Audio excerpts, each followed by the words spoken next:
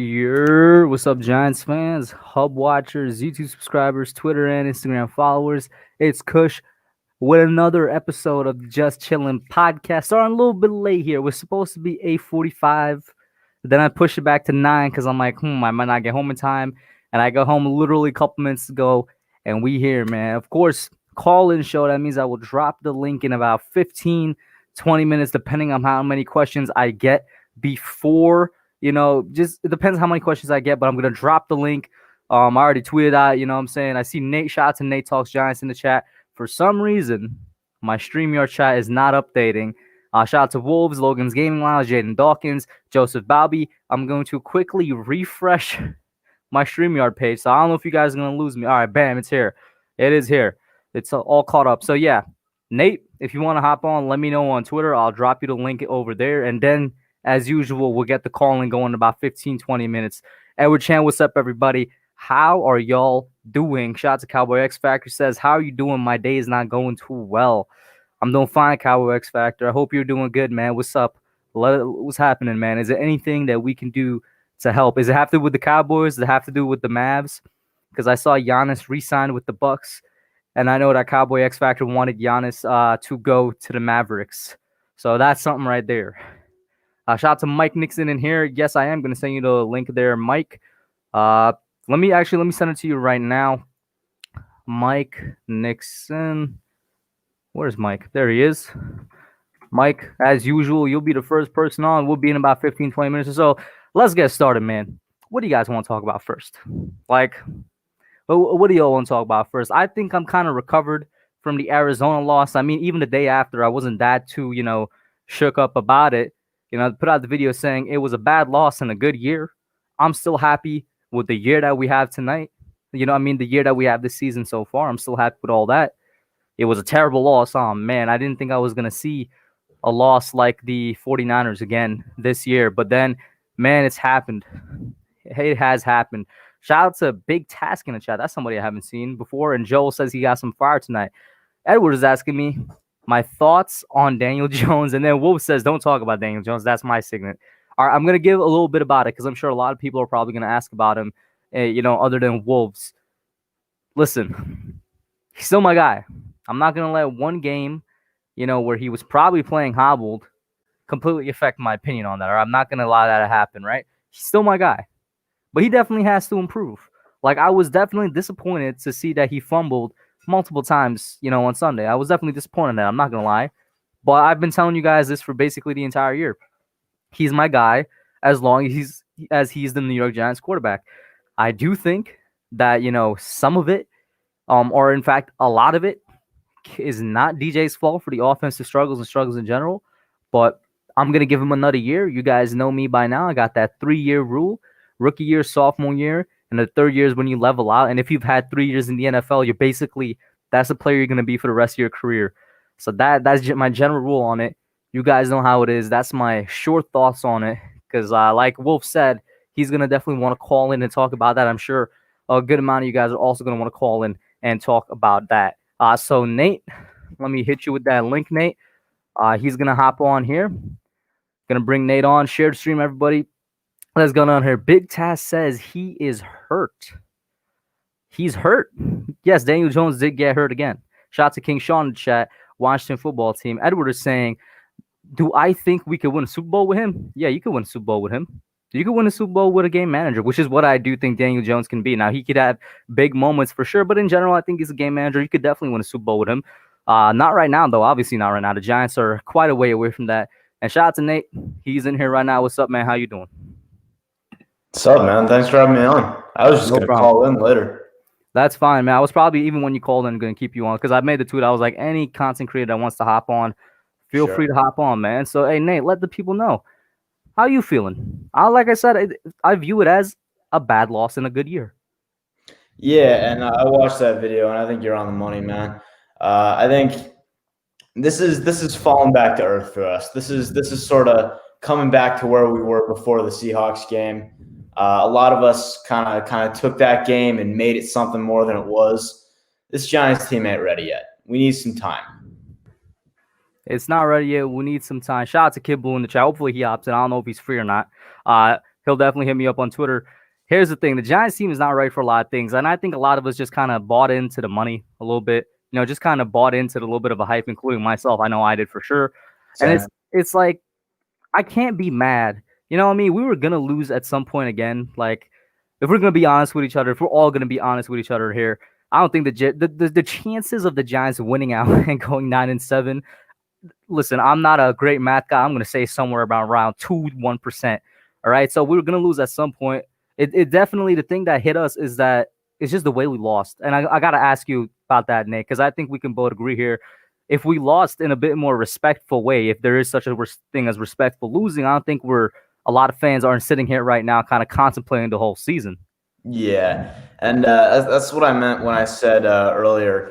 I think I said this for the game. Actually, it was on someone's stream. I don't remember. On someone's stream, we were talking about momentum and what this game meant going forward. Because this was back when we were all still talking about winning a playoff game. But we were talking about momentum, and I said that I didn't think we had to win the game to keep momentum. We had to play well, and we did. This is a team that it's a young team. So young, inexperienced. This is playing a big game and getting smacked around. It's a learning experience. Hopefully we can take this and learn from it and develop from it.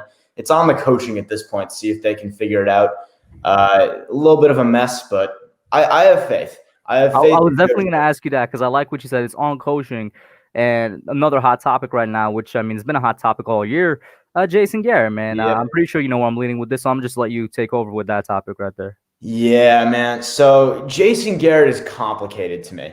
I'll tell you, I could write a book on all the stuff I've heard about Jason Garrett and all the stuff you could say about it. There's so much to talk about here, but to sort of just boil it all down into the concise nature of it, I see Garrett much in the same way I see Daniel Jones, in a sense that he's not been put in any situation to expect very much more than we've gotten. There's still some stuff that even with the situation we can say shouldn't be happening, just like with Jones, where we can say what's on you is on you. But at the same time, he's got an offensive line with 3 rookies and a 25-year-old center that's playing his first year, and Kevin Zeitler, who's rapidly regressing. He's got no real huge weapons explosively in the pass game. Saquon Barkley's out. Daniel Jones is inconsistent as inconsistent gets. And it's just kind of hard to expect a whole lot from him. The thing that I start to think about is whenever I'm talking about how I feel about a player or a coach, I love to think about the situation. And then once you decide how much of it gets thrown out the window, what I always come back to is control what you can control. Control the controllables. And the question is, and it's the same thing with DJ, where whenever there's the whole his offensive line's letting him down, the receivers aren't getting open. The question is he doing what he can do? Then you apply that to Jason Garrett, and you say, is he doing what he needs to be doing? And it's questionable. Some of these play calls it's definitely garbage, man. I'm glad you said that because, listen, if there's one thing we could definitely judge is decision-making.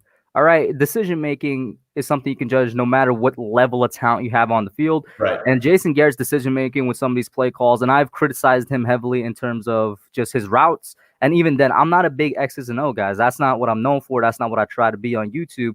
But I'm a guy that could definitely see, oh, man, Wayne Gallman just ran for 9 yards in his 3rd and 1. You should probably run it again, but you decide to pass. Like, it's stuff like that we've seen all year. And I think with Garrett, the other thing is that, and this is kind of something I wasn't really thinking about before, because I had been much more gung-ho about Garrett in the past. This was something I would kind of get a little bit fired up about when people would say he needed to be fired. And I would get so mad because he hasn't had time. He hasn't had time to work. And that's still true. That's still true. But the thing that I've started to think about is kind of just how I see him in the future.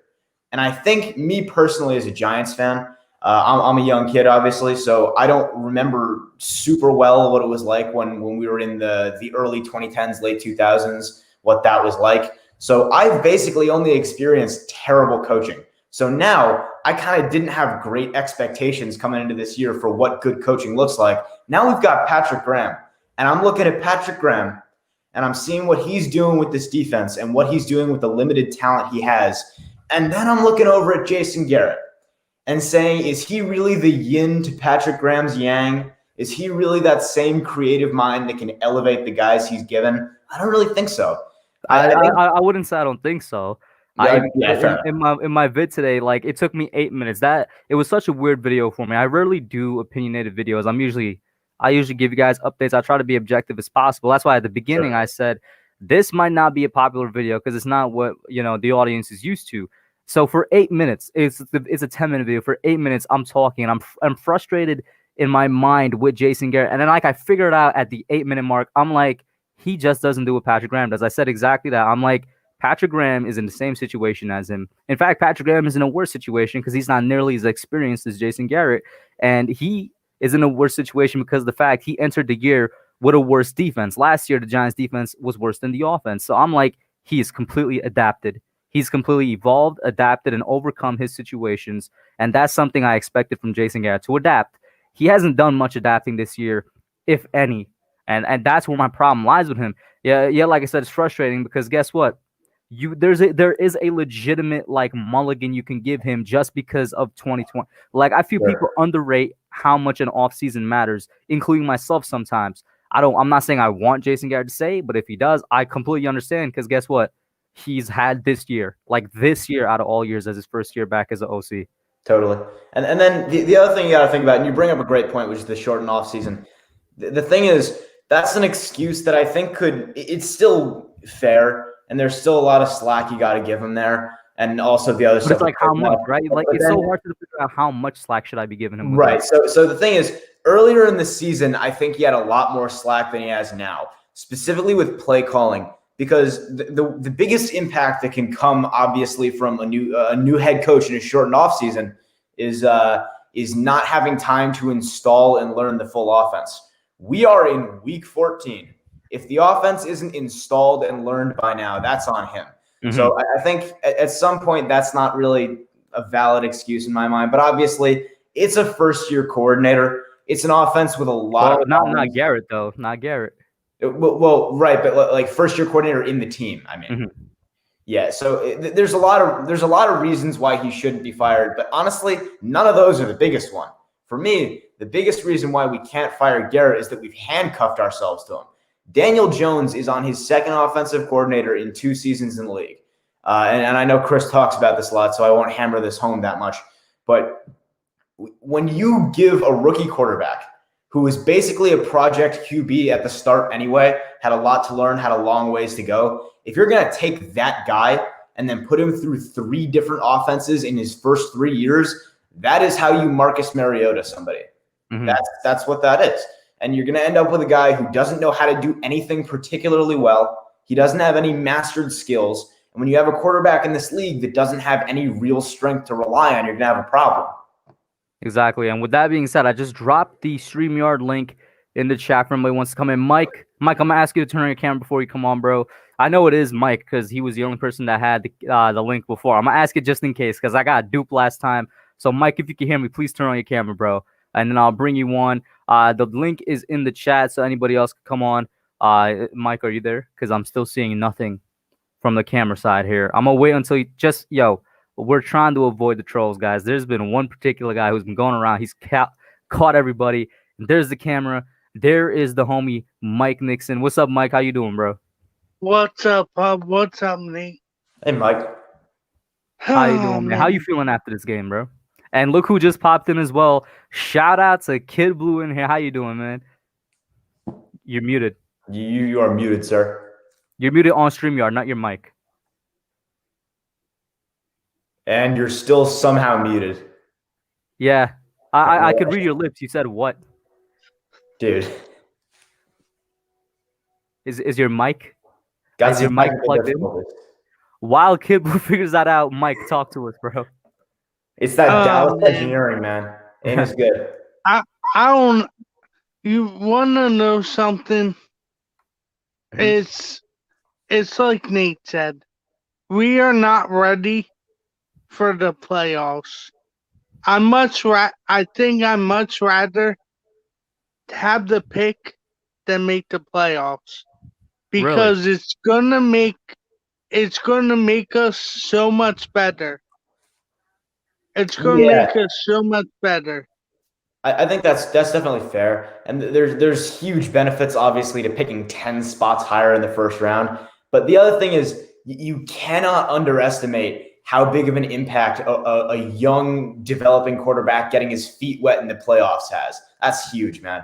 So I'd love for it to happen to DJ. Fair. But at the same time, now I'm looking at mock drafts, right? And now I'm looking at the simulator, and I'm seeing, wait a minute, if one receiver goes first, we have Jamar Chase. Yeah, true.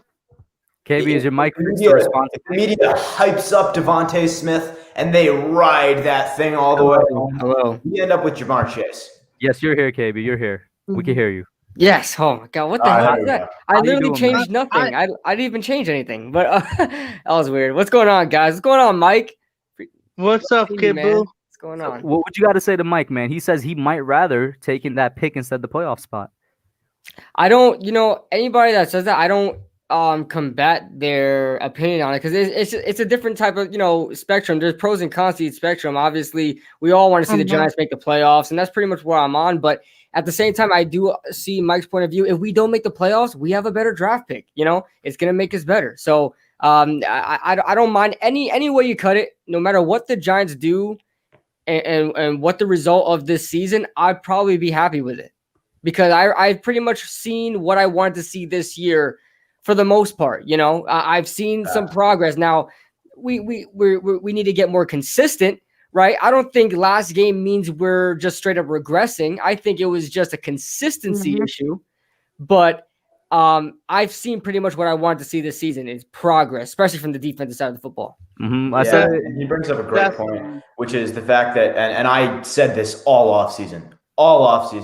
I said that I wanted to see progress, just not in the record books. If you were a Giants fan and you knew what you were looking at and you knew what this season was going to be with the short off season and the new head coach and all these moving parts, you knew that we weren't going to find sustained success. So we knew that it wasn't going to be in the box score, but we wanted to be able to look on the field and see the improvement in the on-field product. And Kid Blue's hitting the nail on the head.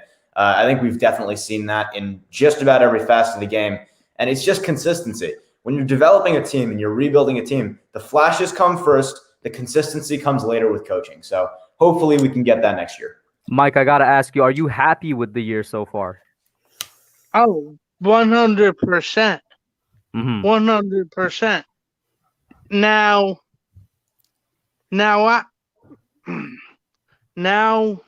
I hold on. It's okay. You're fine. Take your time. Mike, while you catching that thought, KB, give us our quick thoughts. Your quick thoughts, man, on Arizona. Quick thoughts. Arizona done whooped us. I saw the skit you made, man. Oh my God, I was dying. but yeah, Arizona straight up molly-whopped us. And here's the thing. I know everybody's talking about this 4-4 defense, and that's like the new excuse going on with the Giants because Nick Gates came out and said, "Oh, they hit us with the 4-4 defense. We weren't ready for that." Like, bro, you should be ready for everything. You should be ready for everything. I don't want to hear it. A 4-4 defense. I mean, you see a lot of 4-4 in those hybrid schemes like the Arizona Cardinals run. They were in that in between like we were. Even with James Betcher's scheme in Arizona, they were in that in between of 4-3 and 3-4. You're going to see a lot of 4-4 packages, especially if the Giants have been successful running the ball. You're telling me that you didn't think somebody was going to try to stop you? Yeah, get the hell out of here, man. Come on. You know what it almost reminds me of? It almost reminds me of the excuse that you constantly hear with receivers and corners coming out. The excuse where like a corner gets absolutely roasted in college, and they say, "Yeah, but he was going against Devontae Smith." Yeah, like, dude, that's nothing but what it is in the league. And it's like, when someone's going to show you better competition, the excuse you make can't be, "But it was better. They were better than us. We can't be expected to play well." Come on, man. Right. Can't be doing that. Mike, did you catch your thought? Yeah. So we did not run the ball that well. No, I would say we just didn't choose to run the ball. Exactly. We got away from it, and it seemed like they tried to force feed Slayton. Mm-hmm. Oh yeah, early in they did. He got handled by Peterson. Yeah. And I said in Entertainer stream that Evan Ingram was going to be a big part of the game, and we barely seen him Right. Eric, Yeah, Mike, and I'm gonna be involved honest in with the you, right? game. This is so weird for me because you're completely right. Because I'm one of the guys who said, "Hey, man, lead off Evan Ingram a bit because you got your receivers now." But they did that, which yay. But then they made the same mistake by just force feeding one guy, going to one guy Yeah. all the time, and as a result of that, literally every You part know, of the offense you know suffered. what's funny? You know what's funny? How many times have I said before this game that I was like, "Hey, let's do what we did with Odell Beckham. Just find ways to give Darius Slayton the ball." I feel like they attempted that and just miserably failed. just they just did it in miserably. every wrong way. In Yeah. that Yeah, yeah. Right? Because like what you're saying right now makes perfect sense. And that's actually, if you watch that incredible game last night, that's how the Browns ended up getting Jarvis Landry involved late. They schemed it up. They didn't Right. just say, okay, Jarvis, Wait, go Nate, say that one-on-one back. Say with that back. Marlon You Humphrey. said, We'll throw it to you anyway. Nate, you said a magic word in that sentence. Repeat that sentence. There was a magic word that you said in that sentence. I believe you're hitting me with schemed up, Yes, right? they schemed them up. And anyway, Going back to my favorite coordinator in Jason Garrett, what does he never do? He never schemes our receiver up. yeah. And anyway, though, just getting back to what Mike was talking about, and he brought up that he expected Evan Ingram to be a much bigger part of this game, and just that's only one part of the stark contrast between the Seahawks game and the Cardinals game, which was that when we were all talking about the Cardinals game, right, and all of us YouTubers were saying these things need to happen for a win. This is what we want to see out of the Giants. This is this thing, and this thing. That's what needs to happen if we want a chance to get a W. All those things happened, and we got a W. Then we all made those same videos about the Cardinals, and we all said all that stuff that we needed to see happen. And we talked about how the matchups looked, what the scheme needed to be, except this time, none of it happened and the results showed. So at that point, you just got to wonder, where was the whiff on the coaching? Because on the offensive side of the ball, obviously they just didn't adjust whatsoever. They got beat right out the gate and didn't change anything. On the defensive side of the ball, it kind of just sounded like, from what Patrick Graham was talking about, it sounded a little bit like the defensive players were getting in their own heads. They were kind of psyching themselves out a little bit because he talked about how they didn't want to get too aggressive in their rushes because they were scared Kyler Murray was going to beat him. And I hate that. Mike, I got to ask you, man, how are you feeling on Jason Garrett right now? I want to keep him around for next year, because if we move on from him, Daniel Jones is going to be in his third offensive playbook, and I mean with this off season that we had, we barely had one. So I say let's keep Garrett, and if it don't work next year, then move on. Sure. And I will say, though, it's kind of almost in a way like the thing where people are talking about trade Saquon Barkley, where I would only do it under the very specific set of circumstances. That's kind of where I am with changing offensive coordinators or changing quarterbacks. Like, I would only do it under a very specific set of circumstances and with a very specific outcome in mind. Because first off, if you're going to do it, it has to be for what I was talking about earlier. You have to have your guy in mind that's going to be the yin to Patrick Graham's yang, who's just as creative, can like you said, scheme guys open, can elevate the players he's given. And there's only a couple of guys that I really think of in that sense that are going to be available, and that's Eric Bieniemy, who's going to be a head coach. Or stick with Casey. Yeah, and maybe. I think he's going to take a head coaching job. And then maybe Brian Dabble, but not even that much. So I think at that point, you really just got to say, if there's not a guy you're super confident in as the next offensive coordinator, if there's not a guy that you are 100% in on, it's not worth it. It's not worth the friction, you know? And then with Daniel Jones, if you're going to switch quarterbacks, it's got to be for a guy that is very clearly better. And when I look at this class of quarterbacks, right, Trevor Lawrence, clearly better. He is the best prospect since Luck. And then I look at Justin Fields, and physically he is better. We can all see it. He's got better arm talent. He's got better close legs, whatever. Point is, physically he's better. Mentally, not even sure. And then Zach Wilson, he's good. but everything he can do well, Jones can also do. Zach Wilson's arm isn't really better than Jones's. He's fast, but he's not that fast. And then you talk about the fact that he does make a lot of questionable decisions with the football. He'll lock onto a receiver and throw it into double coverage. And what is the thing that we hate about Jones? He locks onto a receiver and throws it into double coverage. And then you just look at Trey Lance, who is, in my opinion, a terrible prospect. And I just don't see it as worth it. It doesn't make sense. So at that point, I'm just left saying, let it ride. At this point, just be patient, see what's going to develop. Stop being so influenced by the Mahomeses and the Jacksons and the Watsons of the world, where it's 2 years and you expect magic. Just be patient, let it ride, see what's going to happen. And someone in here just said, how about Jamar Chase? Yes, please. You already know me, man. I've been saying Jamar Chase for a couple months now. I'll sign up for that any day of the week. Maybe your quick thoughts on it before I go back to Mike on, I guess, anything that Nate just covered. I mean, for the most part, I agree with it. As far as the quarterback situation, I'm sticking with Jones for now. I know there are plenty of other prospects in there that may catch one's eye for the Giants, but I'd probably stick with Daniel Jones for now and try to get a guy in there like Jamar Chase, or a name that's really been popping up lately is Devontae Smith. Yeah, it really been.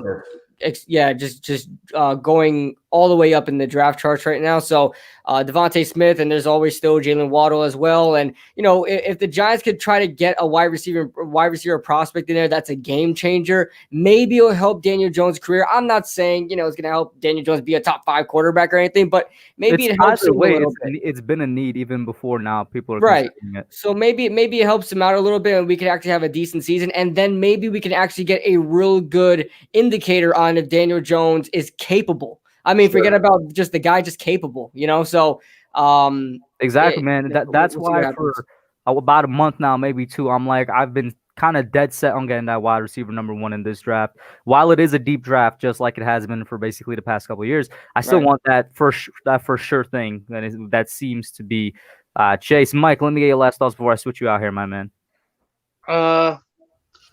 Yeah, I pretty much agree with what Nate and everybody says.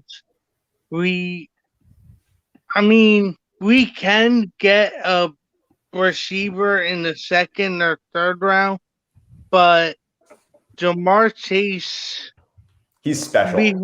It'll be hard to pass up on him. For sure. I'd be very pissed. I'd be very upset if we let him go, Jamar Chase. Yeah, anybody that's watched Jamar Chase knows. That's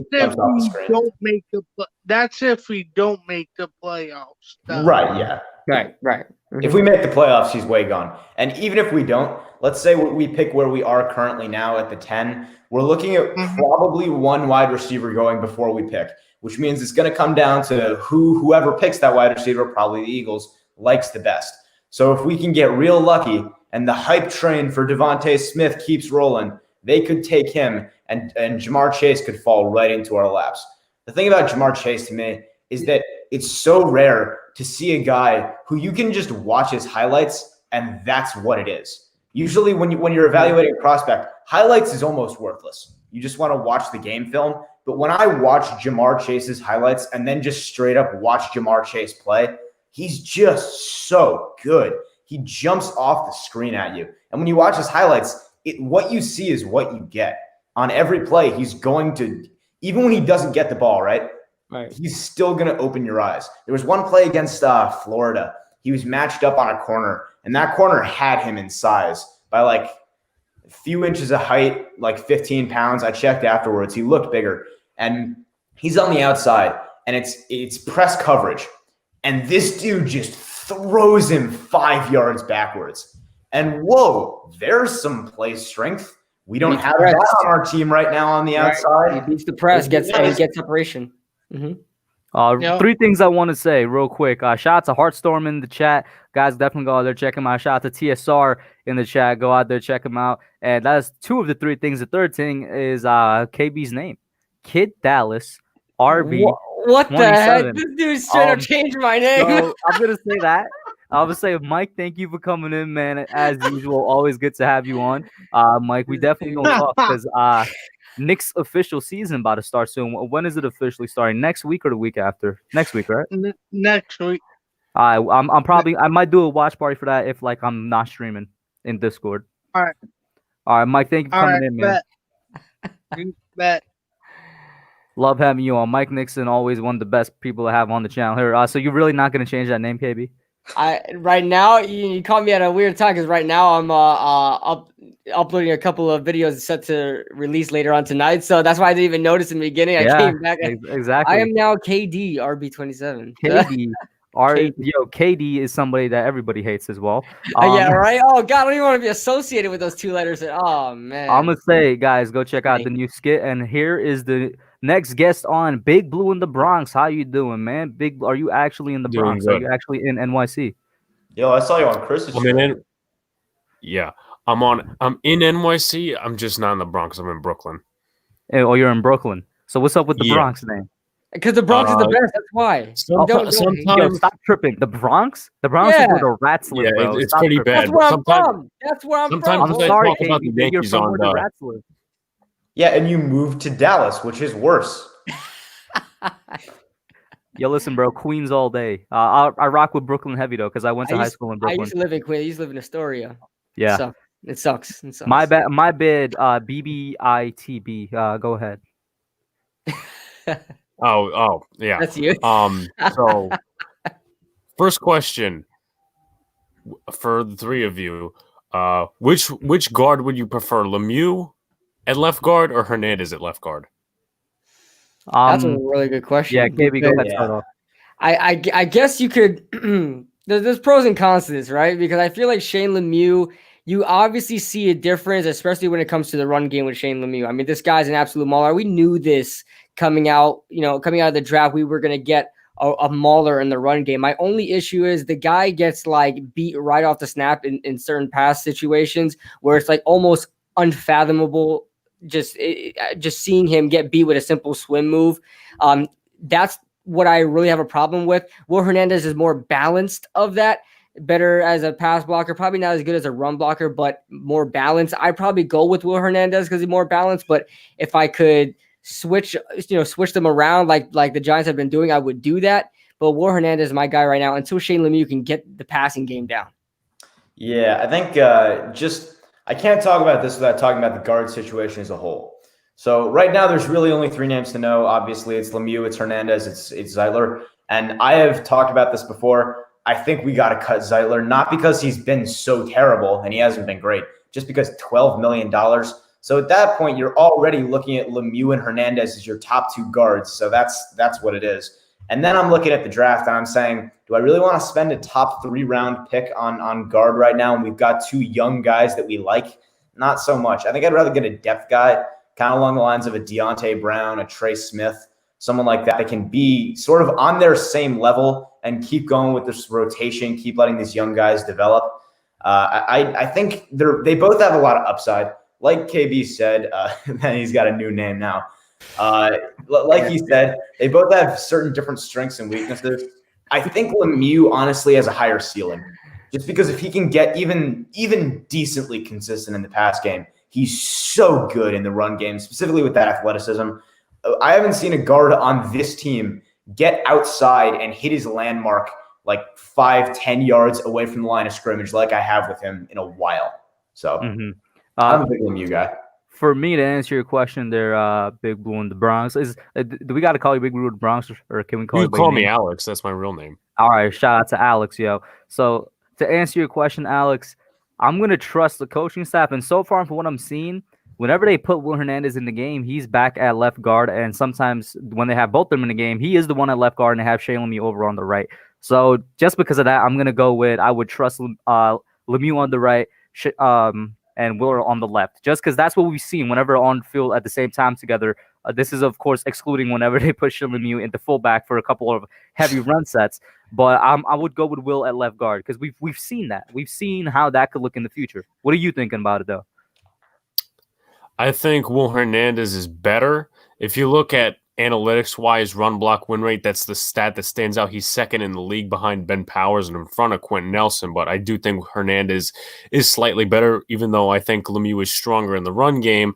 And going back to Nate's point a little bit, with the higher ceiling thing, I do believe that because everyone was expecting, based on his rookie year, Will Hernandez to be this all-pro guard, Pro Bowler. It doesn't look like that right now. He's probably going to be an average, someone you could fit on your roster. You could start 16 games. And Lemieux, obviously, yeah, if he could, get to about an average level, he's, a good value for a fifth-round pick. And if the Giants are going to be making moves next year, some sort, they're going to have to cut Zeitler. They're going to have to cut Tate and all the other cap hits and whatever. So my next question is, do the people who, think that Daniel Jones is not going to be the franchise quarterback and want to get rid of him, do they think that Garrett is going to adjust the system for a new franchise quarterback? Because I don't believe that.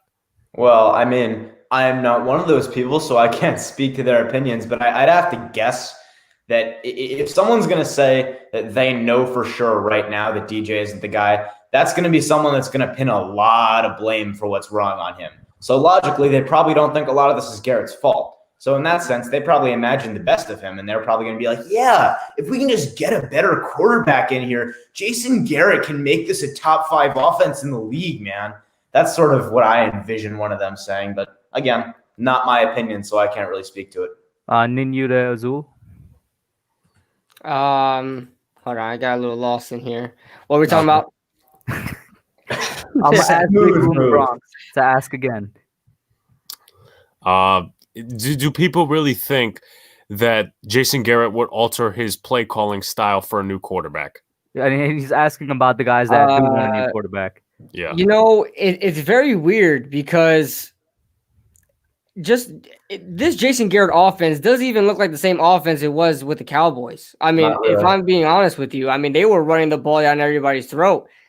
And they were, hitting all of the bootlegs and stuff like that. Now, we do see more bootlegs and more rollouts than we saw with, Pat Shurmur, but it's certainly not enough compared to what's been Dallas's bread and butter for the past couple of years. So it's a very confusing question because I think Jason Garrett's offense now is just out of the ordinary. So I don't even know if he would change the scheme with the new quarterback in the lineup because I just don't know why he's changing it now.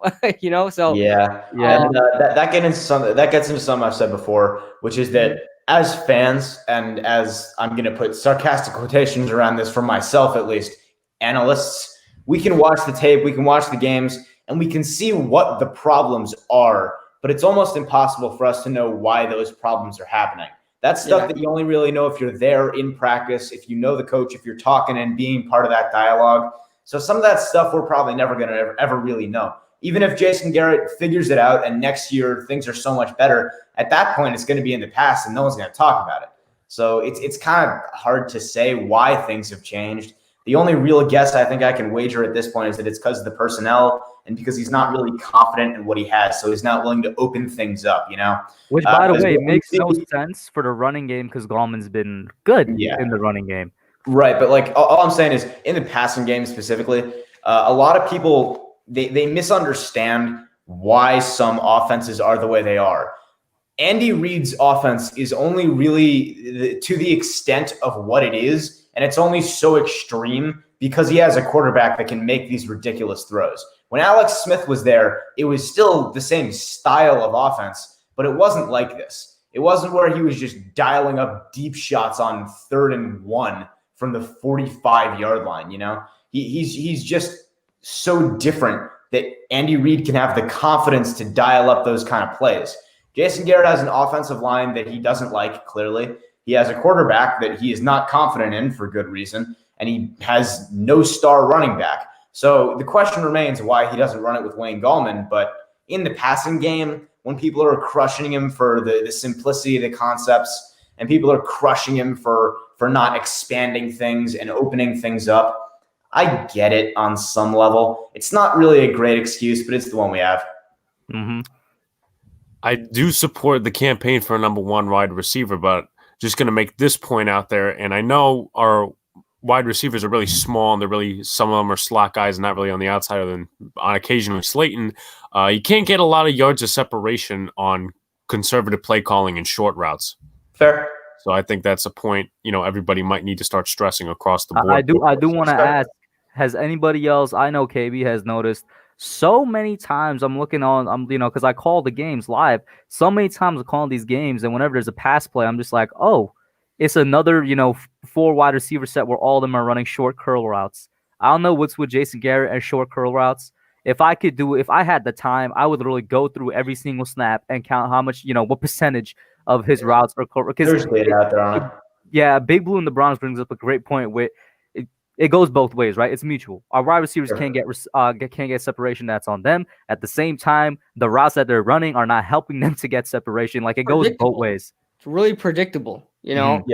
what it really looks like. And I just know this because I just this past month is my first time in a flag football league, a kind of taken seriously flag football league. And one of the things we go to when the defense is just locking up on us, and just the easiest thing to go to is just straight up curl routes. I mean, everybody just run a curl, and we got one guy doing a drag. I mean, that's pretty much it. And that's pretty much what you're seeing from Jason Garrett's offense. It's nothing complicated. It's nothing, advanced. It's just run some curls, run some comebacks. And we were talking about this on another live stream with you, Kush, and we were talking about, route combinations.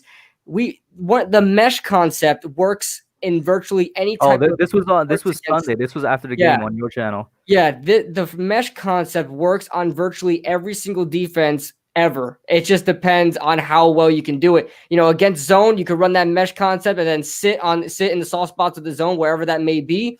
And then in man defense, obviously you keep running that mesh all the way through, and you're going to find somebody open. So we don't even see that.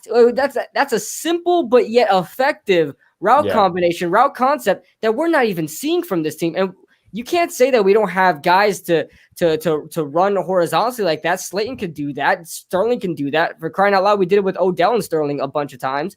I don't know why Jason Garrett is so. I get the wide receivers aren't probably where they should be right now as far as talent goes and competence, right? But push them to the edge a little bit, for crying out loud. I mean, you're running these curl routes. You're not giving these guys anything to really try to get better at. Running these curls, I'm sure it gets boring to them. Yeah. So, and it goes back to what I said earlier. Points there. Yeah. And one of the most important ones, I think, is playing matchups, because football is a game of matchups. There are certain receivers that can just bust a coverage by themselves, but for the most part, whoever wins the rep is the one whose coach called the right play.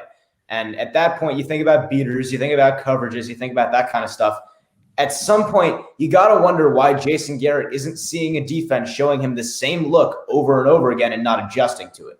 Because clearly, when you see man coverage, there are plays that everyone knows beats it. You know how to beat man coverage. You are an offensive coordinator in the National Football League, so dial some crap up, man. You know how to beat zone coverage. You know your football, so just start attacking it. And again, that brings back the question of why isn't it happening?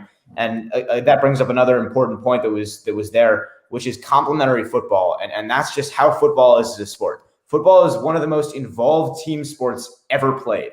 And when there's some lack of trust, clearly, between Jason Garrett and his offense, and obviously there's some, I guess, lack of ability there, or whatever the hell it is. When there's some combination of those factors, it's just not a good situation for success. So at that point, you got to wonder what's really going on behind the scenes. You got to wonder how Joe Judge feels about all this, because he's a guy that expects perfection, and he expects at bare minimum a really good effort. And I don't know if he's seeing that right now. So it is what it is. I wish they would have it out for a second. Now go on. You just like that for a second on my screen. All right.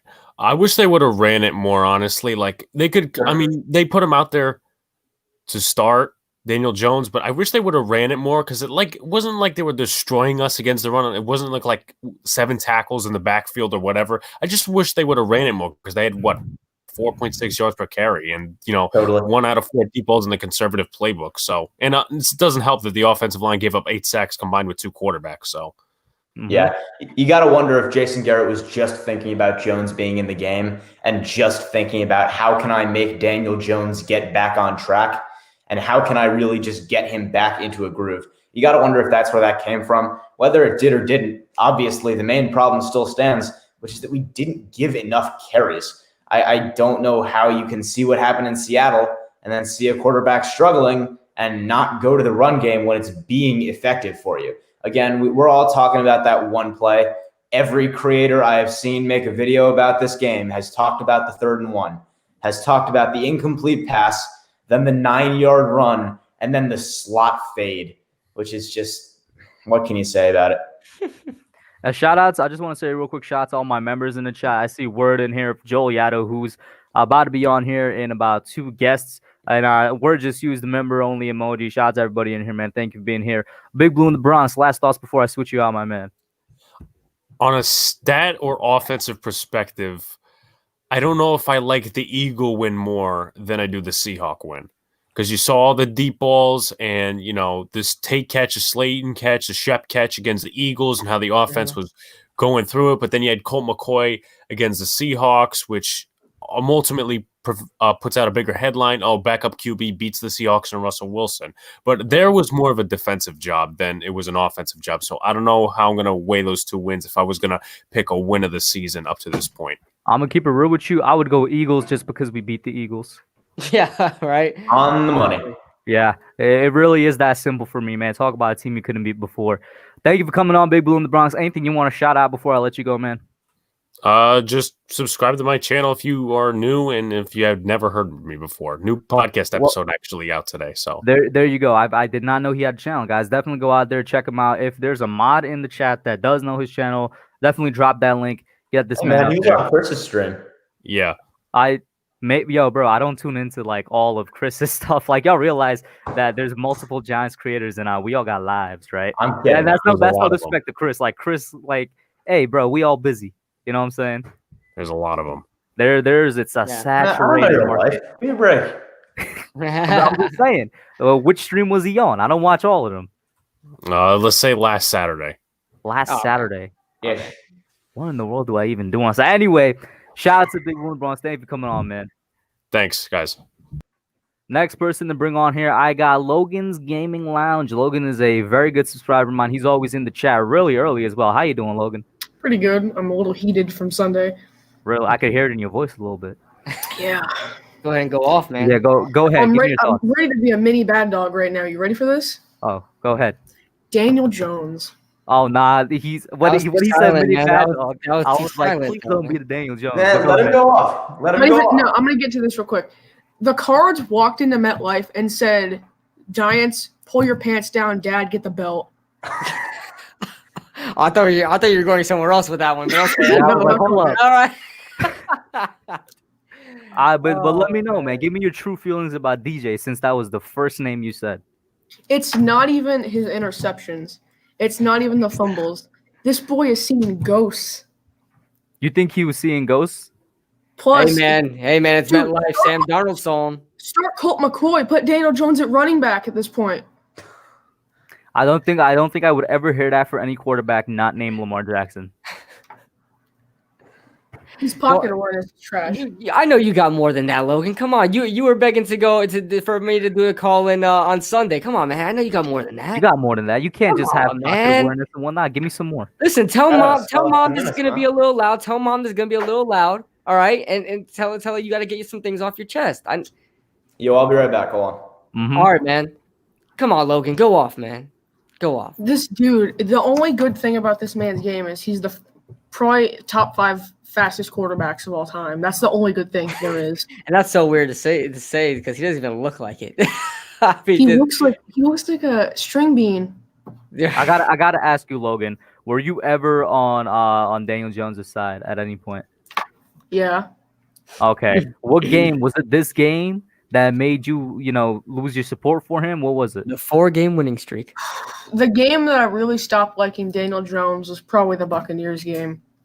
I will admit that's the Buccaneers game still to this day is his worst game of his very short career. Oh yeah.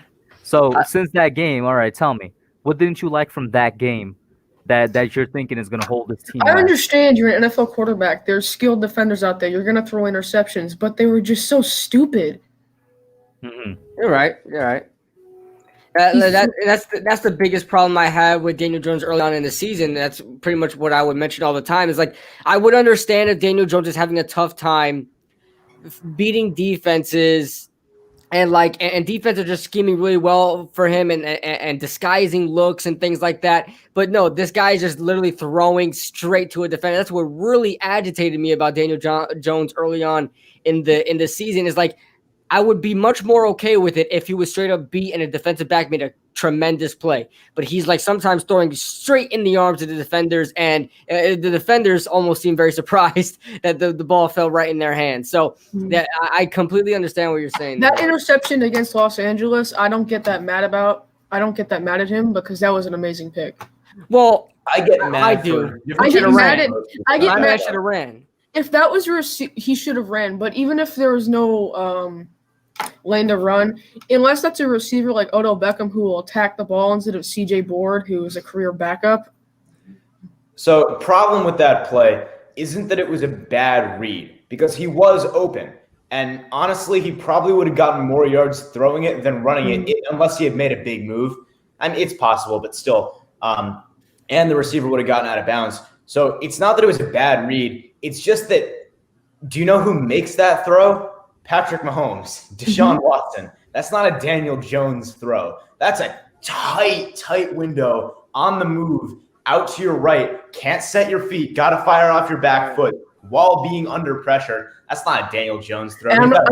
It's also not a CJ Board catch. I can't believe he threw it to him. I'm not going to say draft a QB this year because by the time we're picking, I'm not going to say draft Zach Wilson or Mac Jones. I will say this, just to bring this up. I do agree with Pumpkin's comment here. He says about 10 years ago, he remembers a segment on ESPN with a QB coach. He said the quarterback position is the only one where you're going to have to wait until year 4 to know what you really have. My general rule with all positions, any NFL player, is I'm waiting until year 3. The rookie year, literally anything could happen. You could be the best rookie. You could be the worst rookie. The second year is you adjusting to tape. And the third year, that's where you level out. That's always my general rule with NFL players. DJ hasn't hit his third year yet. You know, some people believe it's the 4th year and whatnot, but I definitely think he deserves that one more year shot. Logan, would you give him another year? Especially considering how the offense. It's not that I'd give him another year. I think we have to give him another year. Mm-hmm. We've handcuffed ourselves. Mm-hmm. I like that. I like that you said that too, because a lot of people would just say, you know what, cut our losses. And because I know you have your frustrations about, I mean, the first words you said on here were Daniel Jones, you know? So I like that you say, you know, you have your critiques about Daniel Jones and you're frustrated with him, but at the same time, you feel like we still have to give him another year. I like that take there. One thing I really want to, I want to give an example of is Josh Allen. Josh Allen, quarterback for the Buffalo Bills out of Wyoming. It's very debatable who was the better straight up prospect, because I think everybody knows that Josh Allen had the potential coming out the draft, but as a straight up prospect, I mean, Josh Allen was not good. I mean, Josh Allen was the guy with the low floor, high ceiling. Right. So he was the guy. He was the guy that had amazing accuracy on the run, but just if he stuck in the pocket. And if you look at his numbers in Wyoming, I mean, the dude threw for like 150 yards a game at Wyoming. I mean, he was bad in Wyoming, but I think everybody knew that he had the potential. If you look at Daniel Jones, he's coming in, you know, very similar prospect coming out the draft, has that potential, has that high ceiling. Let's see what happens, because, you know, Josh Allen's third year, he's looking like MVP, and that completely flip-flop from last year where everybody was calling for Stephon Diggs is a great help to him. Oh, yeah. Yes, and that's why we need Jamar Chase, crying out loud. We need Jamar Chase. So you follow people over to the Jamar Chase train? I was watching his highlights yesterday. This dude is amazing. Yeah, I'll tell you something right now. A lot of people in this league, a lot of fans have been spoiled by some of the quarterbacks that have come out recently. A normal quarterback development track does not look like Patrick Mahomes or Deshaun Watson's. That's not what normal quarterback development looks like. Patrick Mahomes is the only quarterback in the NFL to be the greatest. And you look at Josh Allen, right? That is what normal quarterback development looks like with a guy that's going to be a franchise quarterback. Just slowly building.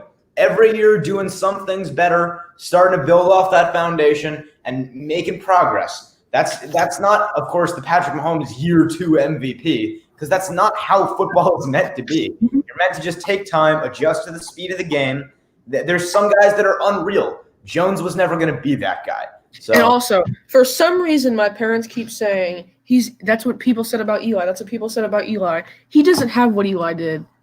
well, What do you mean, and they're also Logan? right. Were you alive when Eli was a rookie? No. Wow, I thought I was young.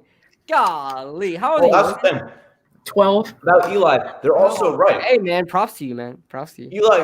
Eli sucked his first 2 years. You No, go his into first 2.5. four, bro. His first four. He didn't Around suck in his year 4. Well, no, I wouldn't say that because the third year he won the Super Bowl. So I mean, I can understand. I can understand what you guys are saying with that one, and to help Daniel Jones a little bit. I mean, Eli had a better team around him. I mean, much better team around him. Now Eli did struggle, and so did Peyton. You know, they did struggle in their early years, and they got a lot better. Now it's the Mannings, so I guess people can always debate that. Like, oh, it's the Mannings. They come from a quarterback, family.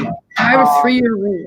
Yeah, but going back to Josh Allen, Buffalo was ready to get rid of this guy. I mean, but Buffalo fans and they thought they saw enough from Josh Allen in his first 2 years to say, well, this guy's just not going to work out. We took a chance on him. He's just not going to work out. And flip-flop, not even just gradual progression, which Nate alluded to. He had that gradual progression in both years, but he just skyrocketed in the third with the help of Stephon Diggs and also having a good offensive coordinator. Yeah, so Kibble, I gotta ask you: have you found I've always over to liked the Josh Jamar Allen. Chase train now? Drafted Jamar Chase train. No, I've always been on the Jamar Chase train. My issue was drafting him in the top 5, and it's very apparent the Giants won't be in the top 5 this year in the draft. So the fact that here's the thing, I said this on Sunday as well. The fact that we got our at least 5 wins, that pretty much puts us right in position to get Jamar Chase. Right outside the top 5, not in the top 5 where we feel like we might feel bad if we draft him because we don't know if we got good value, right? And there's always the danger of trading down because you never know if you trade down and somebody picks him up right after you trade it down. And by the way, KB, just to bring up your point where you said you think it was only his first 2, this is my counter to that. This is from Nerding Out Sports. He says even in 2007, he still threw 20 interceptions, and then he went off in the playoffs, but he was still a bad quarterback during the regular season in 2007. Well, I said 2.5. I said in the back half of year 3, it started to look better. So yeah. But yeah, I mean, there's a plenty of quarterbacks, and they also said it as well. Everybody looks at Deshaun Watson. Everybody looks at Patrick Mahomes, Lamar Jackson. I guess you say Lamar Jackson. To me, I mean, I think Lamar Jackson's a terrible quarterback, but we can go into a different. I don't think he's a great quarterback. I think he's a terrible decent quarterback. I think he's a terrible quarterback. Anyway, I think he's a phenomenal athlete, just terrible quarterback. But everybody looks at those quarterbacks and they're like, yo, my quarterback, I want my quarterback to look like that. We draft him 6 overall. He needs to look like that. And that's not the reality of it. You go back in years ago, back when before these quarterbacks were very easy to come by. I mean, they're easy to come by. A really good quarterback like Patrick Mahomes is getting easier and easier to come by nowadays. But if you look at back in the day, it was a struggle to get your quarterback to where you want it to be. It was a hard thing. And this may be the case with Daniel Jones. I think everybody now sees so many quarterbacks come into league having success. I guess you could argue Baker Mayfield as well, even though he's had his up and downs.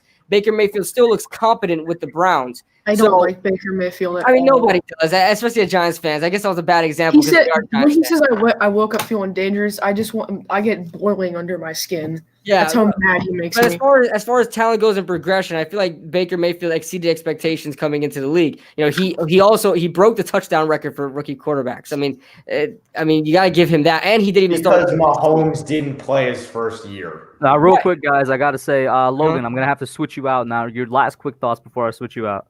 How about them Cowboys, Kid Blue? He dropped the mic as he left.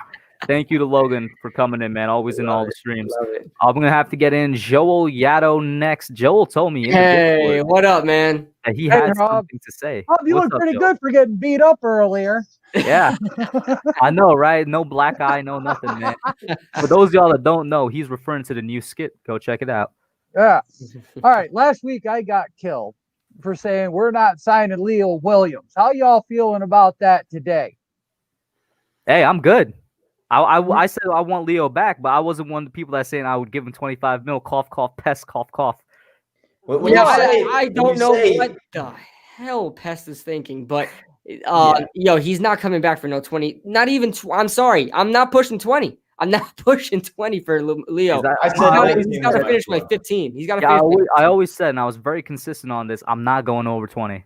Oh, By by you, the Nick. way, for And Logan, so- this is for Logan right here. There you go, baby.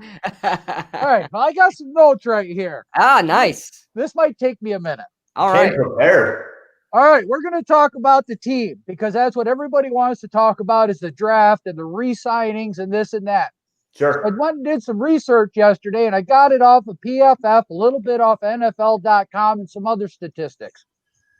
But everybody wants to cut Tate, Zeitler, and Solder, correct?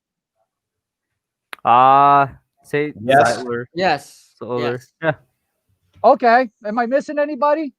Maybe trade Ingram if we can get something decent. There's Well, probably like a just couple of saying role the players excess that you're weight. missing. Spencer Levine- Foley's got to go. I wouldn't mind seeing Cody Core go. Levine Yeah. Toilolo. I wouldn't would mind definitely seeing David Mayo go. All right. David Mayo, Levine Toilolo. Yeah. Then the I guys that want to we keep have, Mayo, but that's just me. guys that we have on a 1 year deal, Leo, Ryan, Fackrell, Fleming, McCoy, Ebner, Lewis, and Jabil Sherd.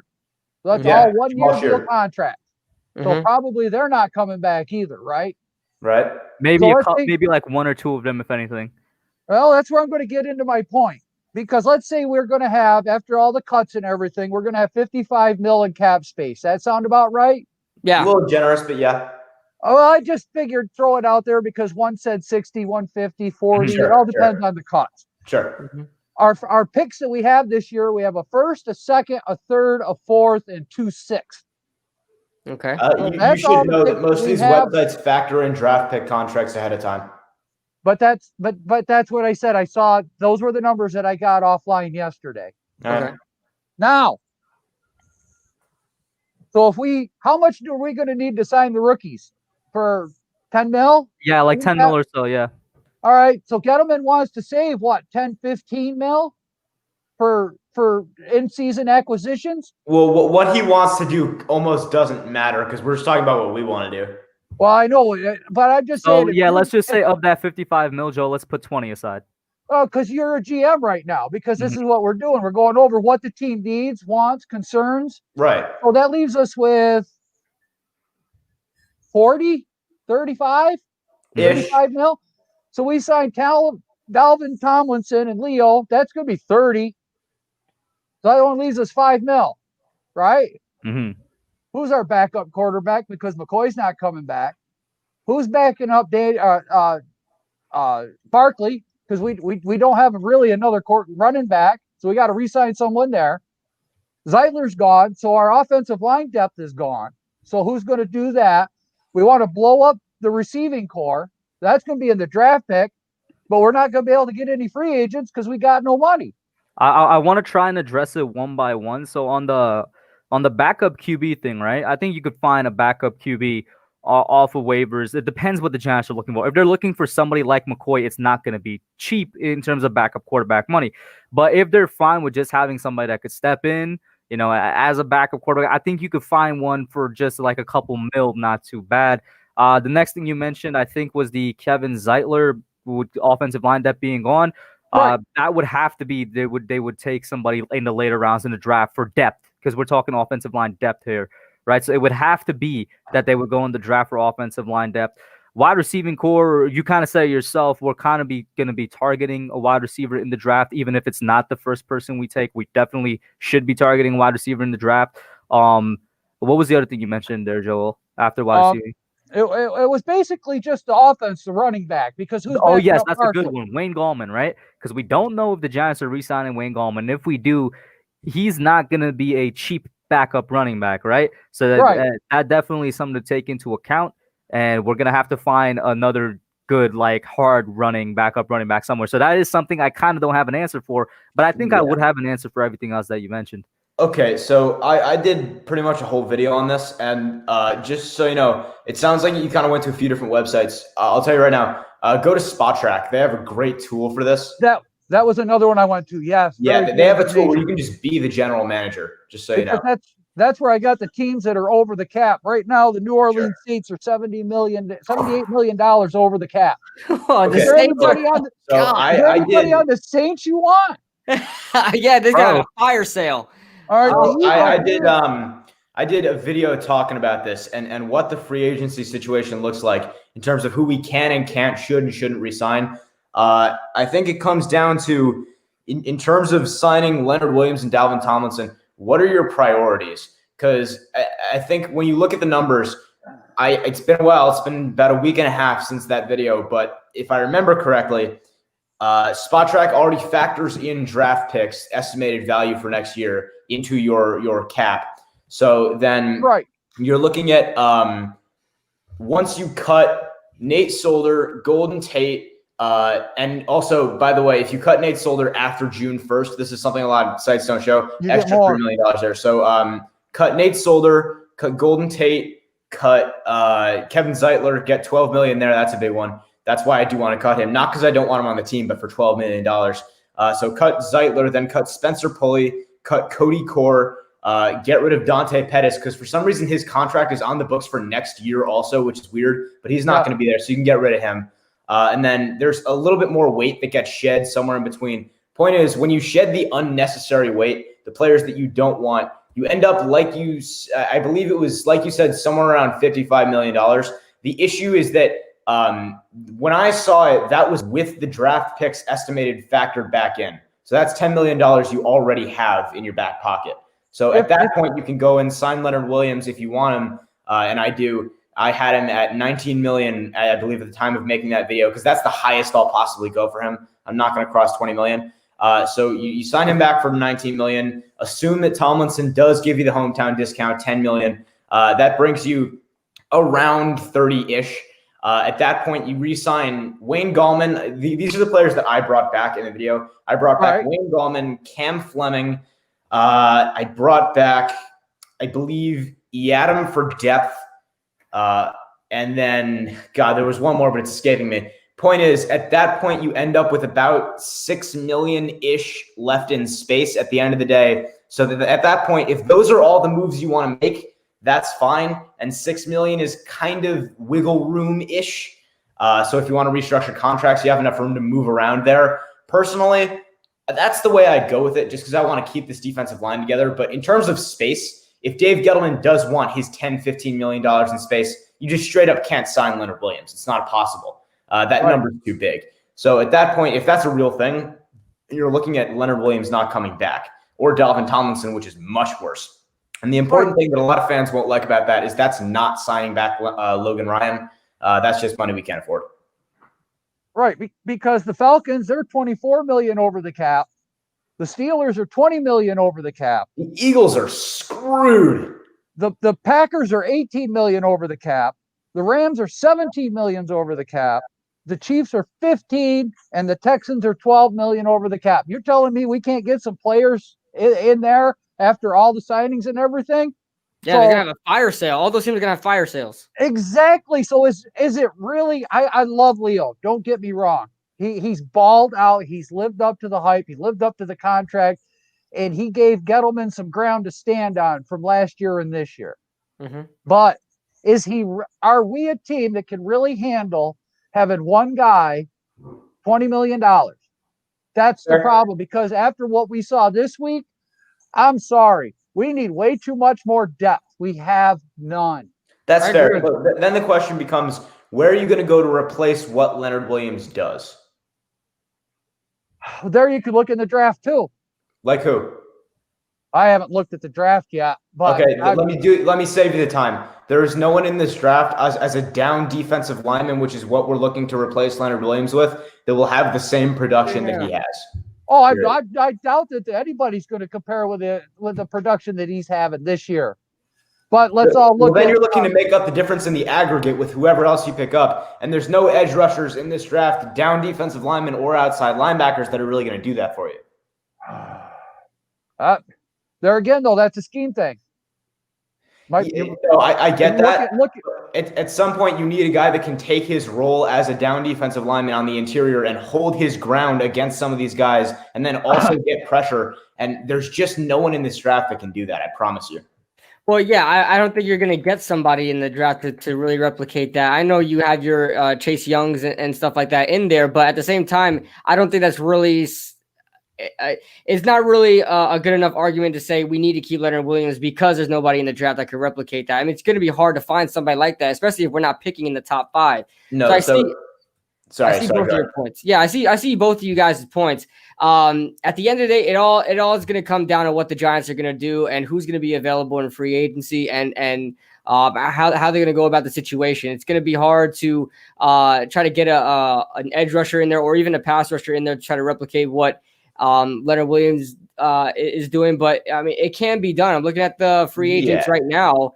I look at the free agents right now. I don't know if Matt Judon is going to be on the free, and he's going to cost a lot more money, but I think he'll be more productive. It would be nice. It would be nice if we get Bud Dupree on a cheap contract because he tore his ACL. It would be nice. Let me clarify my position here. When I talk about not being able to replace Leonard Williams' production, right? I'm not saying that because we can't find someone to do that, that's why we shouldn't re-sign him. I'm saying that at that point, if you're looking at 2 options, one being save the money and try and replicate it elsewhere, the other option being paying him when he's only 26 years old and he's entering his prime. I think at that point, when you consider that it's going to be incredibly difficult, if not impossible, to replace him somewhere else, and he's still only 26, got plenty of prime left in him, I think the better option is to pay him, even if you do end up tying 17, 18 million up. Because at that point, he's our only real big contract at that point, isn't it? Yeah, he would be. He would be. You can handle having one. Yeah. I mean, well, we have one big contract, James Bradbury. He's making 15 as a cornerback. So true. Yeah, it'd be the one, but you know what? People are screaming for a wide receiver, so that would be another big contract. Yeah, that's why I'm going to Martinez. I'm a believer also in I don't like signing weapons to big money like that, because weapons are very they're players that depend on everything else. This goes for wide receivers and running backs, which is the Saquon contract would be a conversation for another day. I'm not a big believer in signing either of them to really large contracts. That's just me though. I think when you look at signing wide receivers in free agency, there's kind of 2 kinds, right? The star wide receiver and then the role player wide receiver. The role player is a different thing. When you talk about signing a star wide receiver, there's only a couple of situations in which that's a good move, in my opinion. Usually, it's just unsustainable, and I don't think it's a good idea, personally. Joe, you had anything else on your notebook? No, it's just this Daniel Jones conversation kind of reminds me of Phil Simms, because he was brought in when we had no offensive line and no running back, and they grew the team around him. So I guess for the young guys, if you want to see how a team develops and gets around a quarterback, then draft the pieces, because it's the same scenario. He was laughed off the stage. He struggled his first 2-3 years. Parcells came in, had a bad season, Joe Judge, and then took off. So, I love that. I love that example you gave, man, because to be honest, I didn't even know how similar Phil Simms is looking as far as his career is to Daniel Jones. That's a really good insight. Yeah, guys, check that out, because I can remember that. Now I'm seeing it today. I mean, Simms got hurt, he got injured, he couldn't throw, he's no good. Why are you picking a quarterback out of where the hell did he come from? Can't remember. Was it Carolina? I can't remember either. That was over in Vermont somewhere. Okay. But no, that's about all I got. I just wanted to get a little information out there, because people are like, well, we need to do this and need to do that. And it's like, well, money only goes so far. True. And everybody, I need the star receiver. I want a number 1. We need him, don't sign Barkley, trade Barkley. And it's like, no, calm down again. Hub got caught up in the hype. I got caught up in the hype. Giants fans got caught up in the hype. We beat Seattle. We're going to the Super Bowl. Easy, Yeah. We're seeing what we wanted to see. Progress, good coaching staff. And if Judge is willing to get rid of Colombo, he's going to be willing to get rid of Garrett. Because if we're seeing this, Judge is seeing it too, right? Yeah. And Joel, the only thing that I can say that confuses me as to why it hasn't happened yet is because it would be a much bigger change. What do you got to say to that, KB?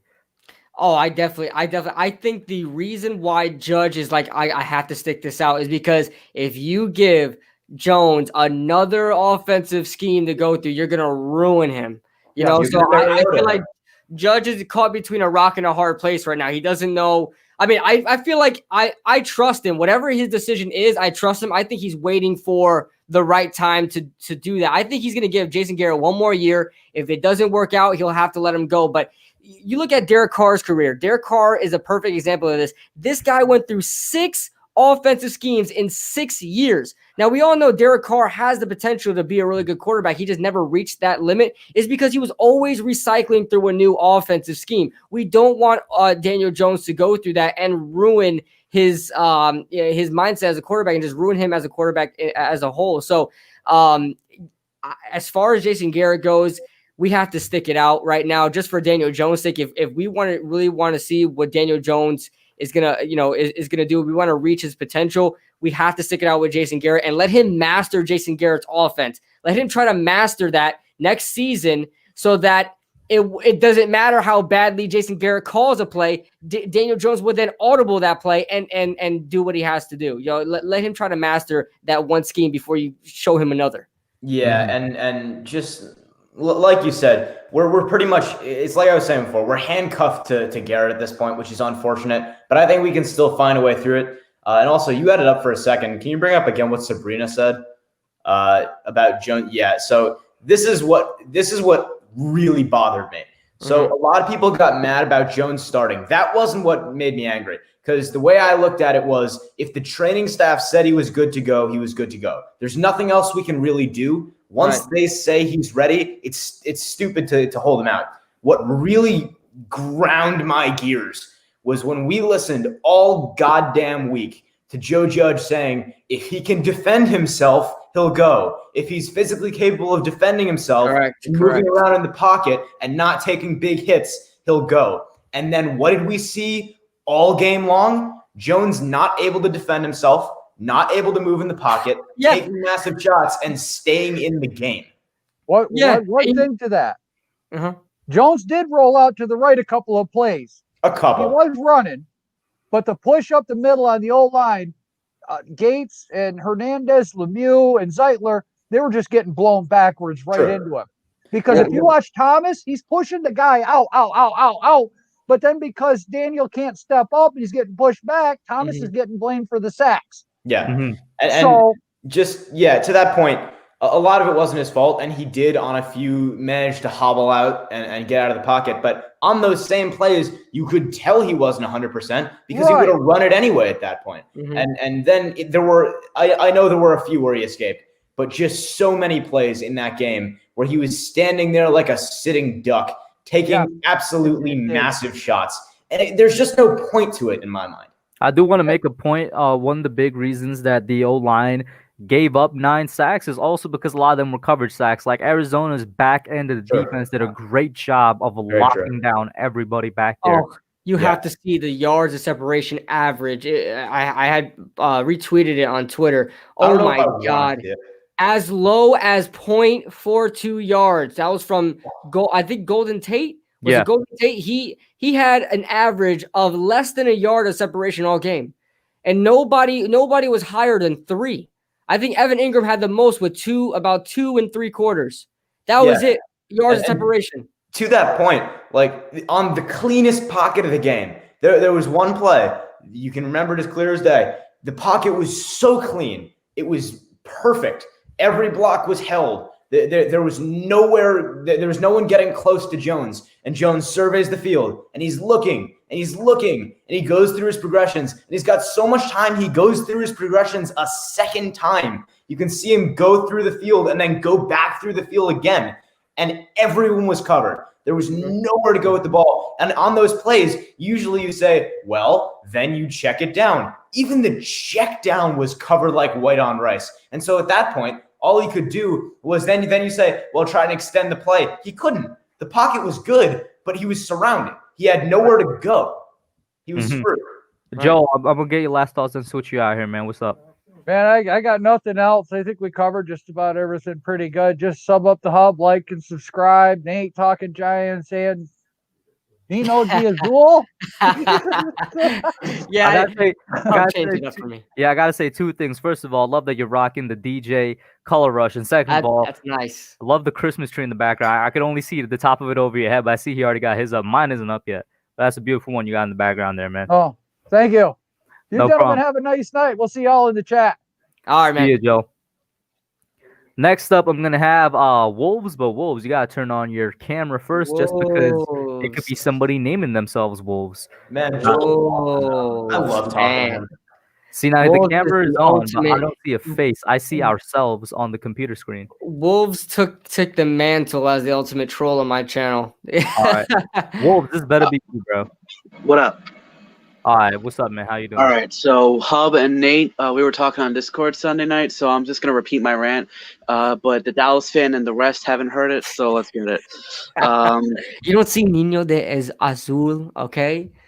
Yeah, by the way, your closet is probably where you didn't notice the first name change because you were busy uploading your secret OnlyFans shoot. But that's just Oh, Cowboys got some blue too. It's that same blue that's right behind your head. Oh, you're Yeah, right. that's what his secret- But they have silver green, and I don't have silver And green. there's silver That's- right above it. You got that vent right back there. We know it. We know No, it's up. We see silver it. green. That that's- weird color they have on their pants. that's what his secret Dallas stash is for. It's just for his OnlyFans shoots. But That's where he keeps his Dak jersey. But I'm gonna yang Logan's yin because I am the polar opposite. I couldn't watch most of the first half because I was at work, but from what little I was able to watch in the first half, unless I'm losing my mind, Daniel Jones all goddamn game did not look comfortable in that pocket. No, he never did. If we look back as far back as the Washington game, both Washington games actually, the Philly game, Cincy game, what have you, Daniel Jones looked. After that Bucs game, he was starting to improve as a quarterback, and his pocket presence was on point. I was on that one drop by Darius Slayton. Daniel Jones's pocket presence during the Cincy game was absolutely gorgeous, but when he got injured in that game, it just seems like everything took a decline because the reason why his presence was so good was because of the fact that he had a backup weapon, his legs. Now he didn't have his legs. And the only thing I can really point out wrong with Daniel Jones is on one play, Deion Lewis was running, I think, an out route. It was wide open, and Daniel Jones missed it. Oh, But yeah, that was the For a wheel route touchdown. that could have went for a touchdown. Yeah, That was the worst play. But mind you, he's lingering in the back of his head, that goddamn hamstring. And Yeah. I mean, yeah. So, sorry. I thought you were done. My bad. no problem. But just all game, like that man was not ready for this game at all. And to go back to your point, Nate, I think if I was able to see it through like a very small screen early on in the game because I was watching on my phone, then I'm sure Judge should have just seen something was wrong with his quarterback. I'm putting this game on Judge because, like you said, we were hearing talk all week. If he can defend himself, he's fine. Well, he clearly wasn't able to defend himself, especially on that one drive. Giants were backed up to their own 10. Daniel Jones was starting to limp more and more and more. And when Daniel Jones, of all people, because he's a fighter, everyone and their mother knows that, when Daniel Jones, of all people, is giving up and caving to the defense, you know there is something wrong, and you have to get him out of that game right now. Yeah. And I was just losing my mind. I was using select language, borderline. Yeah. language, For me, it's because just, I was so mad. it's not even just how bad the decision was, because clearly he was not 100%, very clearly. And at some point, if he had been doing light practice and all he was doing was running and he hadn't been hit yet, I get it. Like maybe there was some sort of illusion there that he was healthy. But the fact that he kept him in, at some point, you got to be the good manager for your boxer. And you got to be like, yo, bro, this fight's over. You ain't there. Sit on the bench. We're going to protect you for the last round of the fight in the playoffs, you know? And he just didn't do that. And I think that's one of those things that's going to end up being a little bit of a learning experience for a new head coach. Yeah. Because Judge has been doing so well. But to yeah, his this is credit, definitely- he's been doing good stuff. But a lot of these moments we've seen have been rookie head coaching moments, and I think this is one of them. Yeah, I think this was Judge's biggest blunder as a head coach so far was keeping his quarterback in that game. And Hub, like you said on the Discord call, the dream matchup was after all the stuff Baker Mayfield said about Daniel Jones. After that 2-week rest, after getting his hamstring all rested up, he would go back in there and absolutely ball out. That was the dream scenario. That was mine after Jones got hurt, Hubs, and I'm sure many people in the chat. And now he's out. Does anybody have any type of injury update on DJ? And by the way, yeah. I'm hearing rumors that he rolled his ankle too. So yeah, I'm not too happy about in that. addition to the hamstring being re-injured, I don't even know if it's a rumor anymore. There's multiple places I saw that said he rolled his ankle as well. Yeah, congratulations, Judge. Like I've been a Joe Judge plan truster since the very beginning. Now I'm at right now where I was with Daniel Jones after the Bucs game. Like, okay, I like you, but you have to prove yourself again. Right. The thing is, and that's where I only very slightly disagree with you. I definitely get being cautious on Judge now. I'm still with him. He's still my guy. I think he he's is done a still really definitely good the guy. coach. Yeah, like it's like you said, it's a rookie coaching mistake. Yeah, and even after the Bucs game, even KB was like, Jones is not clutch, like just with that sad look on his face. Bad Dog saying, I'm not going to be emotional anymore. Hey, I didn't say he wasn't clutch. Oh, stop the cap. You were saying he's not clutch. I don't even use the word clutch. So that's how I know you're capping out. KB, you're capping so hard. I need to buy those goddamn British caps, the ones with the monocle, the T. Yeah, I need to buy those. I need to buy those premium caps. Go back to the Buck stream. I dare everyone in the chat to go back in the Buck stream after the very questionable non-call. The Buck stream. Oh, yeah. Okay. I may have probably said that. I thought you meant this. I thought you meant this game that happened. Okay. Shout out to the 5 squad for the $2 super chat. Thank you so much. He says, check out the TikTok Danny Dimes. I think he might be promoting his own TikTok. I'm kind of concerned. Danny Dimes, Daddy. I think I'm hesitant to look that. I would be hesitant as well. Yeah, you brought up that Bucks game. I'm having Vietnam flashbacks. That hurt me deeply. That game broke me. That was, and I said this in my Jason Garrett video today too. That was a really great offensive game by Garrett. Obviously DJ was terrible that game, which is why I didn't go through. But I keep thinking to myself, why can't you call some more games like that, Garrett? Dude, like the that whole was by team far your played best. so well. We outplayed the Buccaneers in that game at every single position except quarterback. And that game from Jones was such a masterpiece of awful. It was such a masterpiece of suck that we managed to lose anyway, and it killed me. I'm not even going to go as far as to say a masterpiece of suck. Like, I know it was a god-awful game, but he just needed to just not miss one of those interceptions. I don't care about the other turnovers. One of the 4 deep shots that he took. Oh, that was frustrating. The one interception, the Giants were up. Don't ask me to score, but the Giants were up. The momentum was clearly on their side, and he was rolling out of the pocket. And instead of throwing it away, he tried to throw it to the right, his right side. Yeah, try to get. That was the first drive opening in the second half, and that was after a Dion Lewis 40-yard kick return. That was like, oh my god, we might actually freaking win this game coming out the damn half. Yes. And it was a second throw because it was on 3rd down. So I believe it was the second throw. No, they ran it first. It was his first throw of that half. And it was an interception. Fantastic. Yeah, if he didn't throw a pick that drive, just that goddamn drive, the Giants would have won that game. I believe so. If we kept that momentum there, and scored again coming out the half, and then Daniel Jones had that stupid interception later on, I believe we still would have won that game. Yeah, exactly. It's because it's less about the numbers on a piece of paper and more so the aura of the game. Right, the momentum. Yeah. It's a game of inches, man. Wolves, anything else before I switch you out? So yeah, Logan, if you're listening to this, yes, I went off on you. I went off on Bad Dog. And by the way, if you're still a guy who's like, oh, we should have tanked for Trevor, please do me a favor and do what that old couple did at the beginning of COVID and drink some fish cleaner. Oh my god! Or some like fish tank cleaner. Like those people get on my nerves so bad. I'm not as passionate as sports as I am about other topics, but oh my god, those people just drive Passionate enough me to tell people to absolutely- disagree. Fish oil. Yeah, or I do fish want to cleaner, say whatever the hell you just said. shout out to the 5 squad again for another $2 super chat. He's really really Yeah. insisting on this. He Yeah, I said, think that was check it out. I think that was a little too hard on my part. Sorry, Hub, but that Yeah. was just a go off. And Logan, don't get mad. Bad dog, please don't hit my DMs and want to murder me. Well, he won't hit your DMs. He'll probably hit you. So. Oh yeah, even worse. And tank for Trevor, guys. Don't take my advice. All right.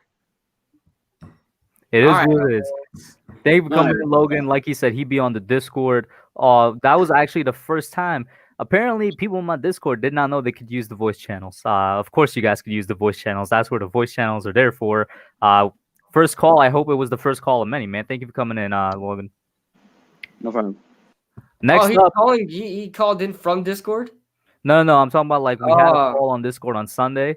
Okay. Apparently, the subs in the Discord did not know that they were allowed to just use it the freely. voice channel. Yeah, whenever they wanted. Like, of course you can. Like, that's what the Discord is there for. Next person I'm gonna bring on is Anthony Martinez. What up, Anthony? How you doing, bro? What's up? And I was in that Discord call too. Yeah, he was. How you doing, my man? Yeah. I have a couple of things I want to talk about. Depending on how Isaac Yadam plays, I don't think we're going to be going for a corner in the first 2 rounds, because what I want to do is did what the Broncos did last year, get weapons around Daniel Jones, like Jamar Chase or Terrace Marshall or Devontae Smith, someone like that, or Kadarius Toney too. All right, I'm gonna stop right there. Kadarius Toney is a slot, hardcore slot. Some of these guys you talk about, could they play slot or outside? Kadarius Toney is a slot, and he will be a slot. I don't trust him to get off press coverage on the outside. He doesn't have that physicality in him. He's a great receiver, but he's not what we need. Kid Blue, anything before I go?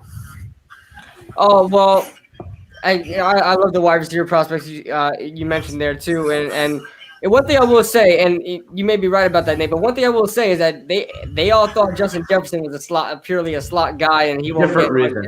Yeah, I know, I completely understand, but I mean, I'd be open to get any wide receiver in here, and if as long as they can make plays, I'm all for it. I used to be that guy as well. I just want an outside guy, but we thought we got that in Slayton. So right now, my options are open.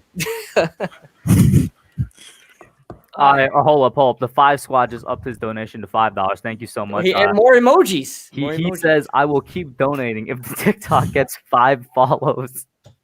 I don't even have TikTok downloaded, man. Let me go through my apps. In the T section, there's nothing. The only apps I got in the T section are Tomb of the Mask, which is a very fun game, Twitch, and Twitter. Hey, man, listen, y'all better get this man to 5 followers. That's all I'm saying. Get him to 5 followers. That's all. We gotta feed our families. We gotta feed our families. Ain't that right? Bro, Christmas time is coming up. Christmas shopping. Y'all know what it is. But yeah, Anthony, to the wide receiver prospects you brought up, I've said it multiple times. I have not looked at the draft yet. At least intensively. To have more knowledge than very surface level stuff on it. So I can't really speak on it, but I do want a potential number 1 out of this draft, and I'm pretty sure you know that already. Man, that sounds like a you problem, Hub. I can't lie, man. What? That you haven't looked at the draft, man. I don't know. I never said it wasn't my problem. It is what it is, man. Anthony, what's up? What else?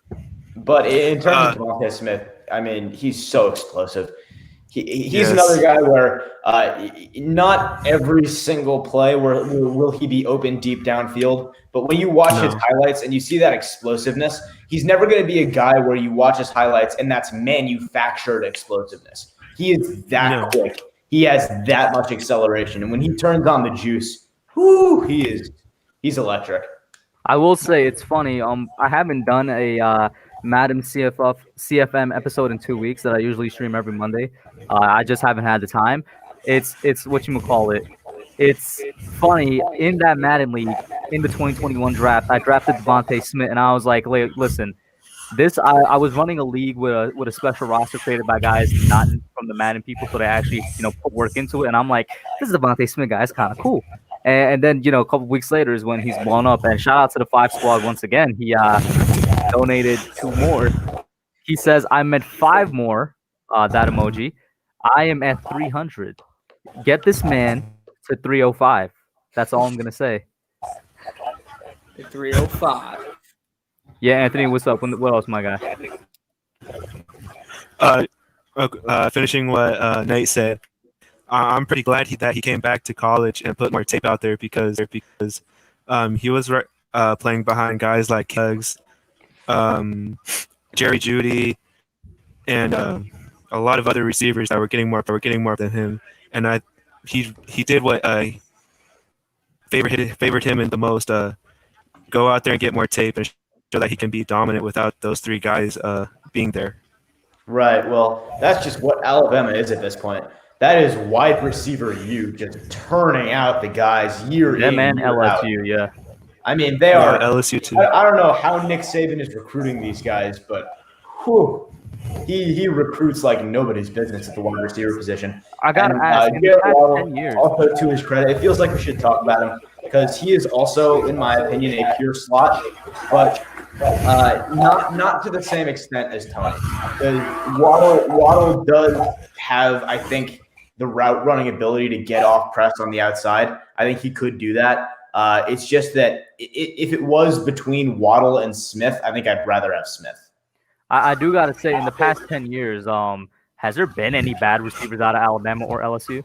Not that come to mind. Yeah. Amari You can Cooper. go down the list of dominant receivers. Hey, man, don't disrespect Amari Cooper like that. Oh, the Dallas fan is saying No. Listen.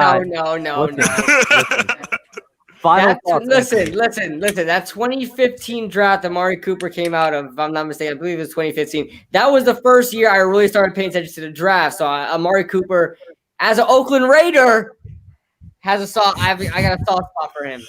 Well, I mean, just the pedigree of the guys coming out of Alabama. Of course, there's Julio, there's Amari, there's this new wave coming out now with the Calvin Ridley and the Jerry Jeudy and Ruggs, obviously. And now there's just more on the way. Just unreal how Nick Saban has recruited at that position. Yeah, Anthony, Yes. give me your last thoughts, and I'm gonna switch you out, my guy. The whole entire Jason Garrett thing, I kind of have mixed feelings about getting rid of him now, but why is the offensive creativity not there? Why aren't they getting Sterling Shepard involved? Why aren't they switching out Golden Tate with Austin Mack and get him more reps? Who Let knows? me go to Kid Blue at first for this one because he hasn't spoken in a while. Well, one thing I will say is just I think he's having a hard time figuring out just personnel in general. And it's a two-sided coin there. You know, the wide receiver talent is just not good enough, but at the same time, Jason Garrett isn't doing enough to really help them and develop. So it's just a mixture of those two things. Facts.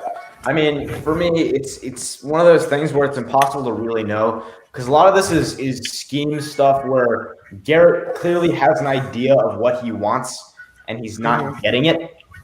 So whether that's on him, whether it's on the receivers, whether it's something else somewhere in between, who really knows? The point is there's some sort of problem there. The idea is that the Giants have to address it in the right way. So if it is just on the talent, you got to get him some more guys. I don't think it is, but if that's the case, just get him some more talent. And then if it's on Garrett, maybe you just got to get rid of him. Who knows? Mm-hmm.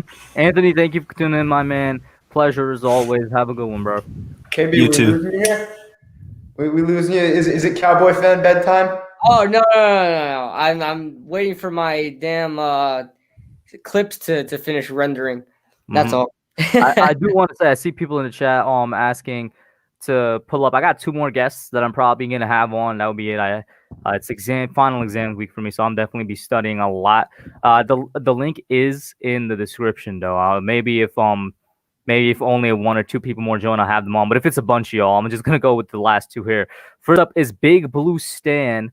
What's up, Big Blue Stan? How you doing, my man? Oh yeah, I see him on Twitter a lot, man. Huge supporter on Twitter, man. Yeah, Appreciate that, bro. you're the same Big Blue Stan on Twitter. By the way, you're muted.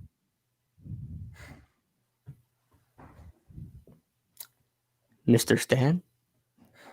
I can't unmute There you are. like- Hold on. Yeah. There you go. What's up, bro? Make sure. Everything's all right. You know, I just feel like sometimes, you know, they pick on us young people because, you know, the grandpas, you know, they're entitled because we were born in 98 or 2000 or whatever. So, you know, I had to make sure, you know, everything was all good on that aspect of things. Yeah. Yeah, this man was But out here me- defending us, yo. Nah. And you know what's crazy? It's like I know we differ on some opinions. I don't know if you've seen my tweets. You know, I'm a little thing about Dave Gettleman and stuff like that, but I have no problem giving him credit for this off season. You know, I'm kind of leaning towards the anti-Jones side, if that is a spectrum in this fan base. I'm not gonna lie to you on that. It's But definitely a spectrum. I don't know if you guys saw my yeah.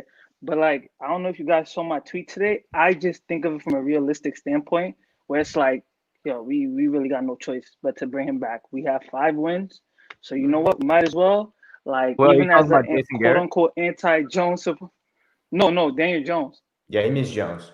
Okay. So like, yeah, so it's good. So basically, you know, I'm gonna do everything to, you know, make sure that he's set for year 3, because like it's put up or shut up time, you know, and that's more of the anti-Jones venom coming out, I guess, where it's like, but you know, we have to know, like you said, year 3. So like by this time next season, we need to know if in 2022 we need to have a bridge stop gap with like Jacoby Brissett. If we don't like the prospects in that, you know, draft class, or 2023 with DJ Ungagalei. I don't know how to say his name from Clemson, if he even declares for that draft. But like DJ Daniel, you know, it's a mouthful. Yeah. All right, thanks, Nate. I appreciate that. Sorry. But you know, I was iffy on Jason. No, it's all good. If I'm always on the Jason Garrett side of keeping him, but like I said, I'm all about put up or shut up time with DJ. So like if DJ and Joe Judge have a hardcore conversation after the season where it's like, yo, talk to me. Like, is Jason Garrett doing it for you? Do you feel like he's playing to your strengths? And DJ says no, then we have to, like, you know, if that's a Mara decision, Judge gotta go talk to Mara and be like, you know, DJ is not comfortable because, you know, you're gonna have to pay this guy eventually, and you know how much the salary cap is for a quarterback nowadays, and we have to know some kind of inkling if he's the guy. I said 2 days ago on Twitter, not in the stats, I would like to see a Jared Goff jump, but just in, like, you know, the development aspect of things. Like, we saw what Goff looked like from year 1 to year 2 to year 3. And I'm not saying he got to put up all the same stats as Jared Goff, but you could feel the feel for the game for Goff was different with McVay as opposed to what it was with Fisher his first year. So we have to know by any means necessary if Jones is the guy. So if that means we got to get 3 wide receivers in the draft, you know, I know Nate likes Terry. If we could have that kind of pairing with Terry and Chase, where we have to know, like, DJ, how do you want it? Like, let me know, man, because it's put up or shut up time, man. Like, you know, and that's why we can't trade Saquon as of yet. I'm starting to understand more about the positional value aspect of things than I did when the draft, you know, happened 3 years ago. Because I was just like, oh, yes, we got our own Ezekiel Elliott type running back that's just going, you know, take over the NFC East. So I get it from that perspective. But now it's just, you know, you have to do everything that you can to accommodate Daniel Jones, so we know yes or no. Ain't no more time for I don't knows by this time next year. That's all I'm gonna say. Hey, real quick, big ups to Engraven Vids in here, man. Great Ravens content creator. I'm definitely gonna have him back on sometime next week before the Giants go up against the Ravens. Man is amazing, bro. Thank you for popping in, Engraven. He must have been losing his mind last night. Oh, he was. I mean, that was so incredible. I was in his stream. I don't know if you saw him because he had like about 500-600 people watching at one point. I was going between his stream and there's a Browns content creator by the name of Query that was also live. And it's funny, they actually did a preview video together beforehand. Man, he was. Let me tell you, man, roller coaster of emotions for Engraven and the Ravens. Game of the year. That was really good. But Lamar Jackson comes running out of the tunnel like a goddamn superhero, ready to crush the Browns' hopes and dreams. Facts. Let's get back to the Giants, though, here. El Nino, what you got to say at the Big Blue Stand? He brought up really good points, and I think he hit it right on the he hit it right on the head as far as talking about Daniel Jones. It's put up or shut up time. I think no matter where you really fall in line with Daniel Jones, whether you really like him or you really don't, I think everybody needs to have the same mindset going into year 3. A lot of people have that 3-year sort of plan for quarterbacks, or 3-year sort of I guess observation of a quarterback. So this is his 3rd year going. He's going into his 3rd year. Whether you love Daniel Jones, whether you're indifferent about Daniel Jones, or whether you hate Daniel Jones, we all have to really, really put the microscope on Daniel Jones. And we might find things that we like. We might find things that we don't like, but it's really time. And I don't think we're being hard on Daniel Jones at all, saying it's put up or shut up time. I don't think it's an anti-Jones thing at all. I think it's a New York Giants thing. We want what's best for the New York Giants. And if Daniel Jones thinks he can be that, well, he's really going to have to be put to the test next year. And the Giants can't screw this up, because Dave Gettleman, I love Dave Gettleman. I've been an apologist for Dave Gettleman, but he will screw this up if he doesn't provide the right right talent around him. And I'm not talking about like if we get the right guys and then they just sort of like out of nowhere an injury happens. That's out of his control. But I want him to actually attempt to get a guy in there, whether that be in the draft like a Jamar Chase, or get a wide receiver in this huge wide receiver class in free agency. It's you can get a lot of guys in free agency this year, depending on the price, of course. But he has to provide the right guys around him. And then it's up to the coaching as well to make sure they get the best out of those guys. So, we'll see what happens. We'll see what happens there. But what's going on, Ariana? By the way, yeah, sorry, just unrelated, Big Blue. I forgot to ask you this before. Someone brought up in the chat a while ago. They need your PO box so they can send you your Dak jersey. They brought it up a while ago. Want to make sure that doesn't go unanswered. All right, we got to get to that. Listen, I don't need a Dak jersey. I already got one, man. What are you talking? Also, he's about to be. He might be off this year. Hey, give me the color rush, then we'll start talking about it. I'm just playing. Yeah, but for me, the Big Blue. Listen here, Sorry, Big Blue. it's on a delay, so I'm hearing it now through the feedback. Yeah. That's a long delay. Yeah. A little bit of a long delay. You're all right. I'm gonna continue then, just because that's a really, really long delay. So, quick question, because I can't, I can't hear what's going on. I'm on a delay. So, my question is, I don't know if it was answered already. So, what do you do? So, let's say we bought in all the guys for Daniel Jones and all that stuff. Would you be opposed to bringing a respectable backup quarterback on a nice, a deal that doesn't hurt the cap so much, where it's like, let's say Jones gets hurt again, where it's somebody that could keep things afloat, or if, knock on wood, he just doesn't progress at all, it's somebody that could salvage the season from that perspective of things. Nah, because that's technically what we got in Colt McCoy right now. I mean, I would be completely down for that. What about you guys? Yeah, I think it depends entirely on the situation and the quarterback. I mean, like you said, it's got to be someone that isn't going to bust up DJ's mentality. You don't want to Mark Sanchez, a guy like that. So I think from that angle, you'd obviously love to have a backup quarterback that can come in and play good enough football to keep you in the postseason. But at the same time, on some level, Jones has to be there first. He's got to be at a place mentally where he can handle that. Because otherwise, you're going to screw him up. And KB? Yeah, I agree with that. And, I think I don't know how anybody could say no to that, saying bring in a respectable quarterback on their cheap deal. I think everybody really pretty much wants that, whether you think Daniel Jones is going to be healthy or not. We all want decent depth at every position. So I wouldn't mind. I don't know really what the quarterback class look like in free agency, but just a couple that comes to mind.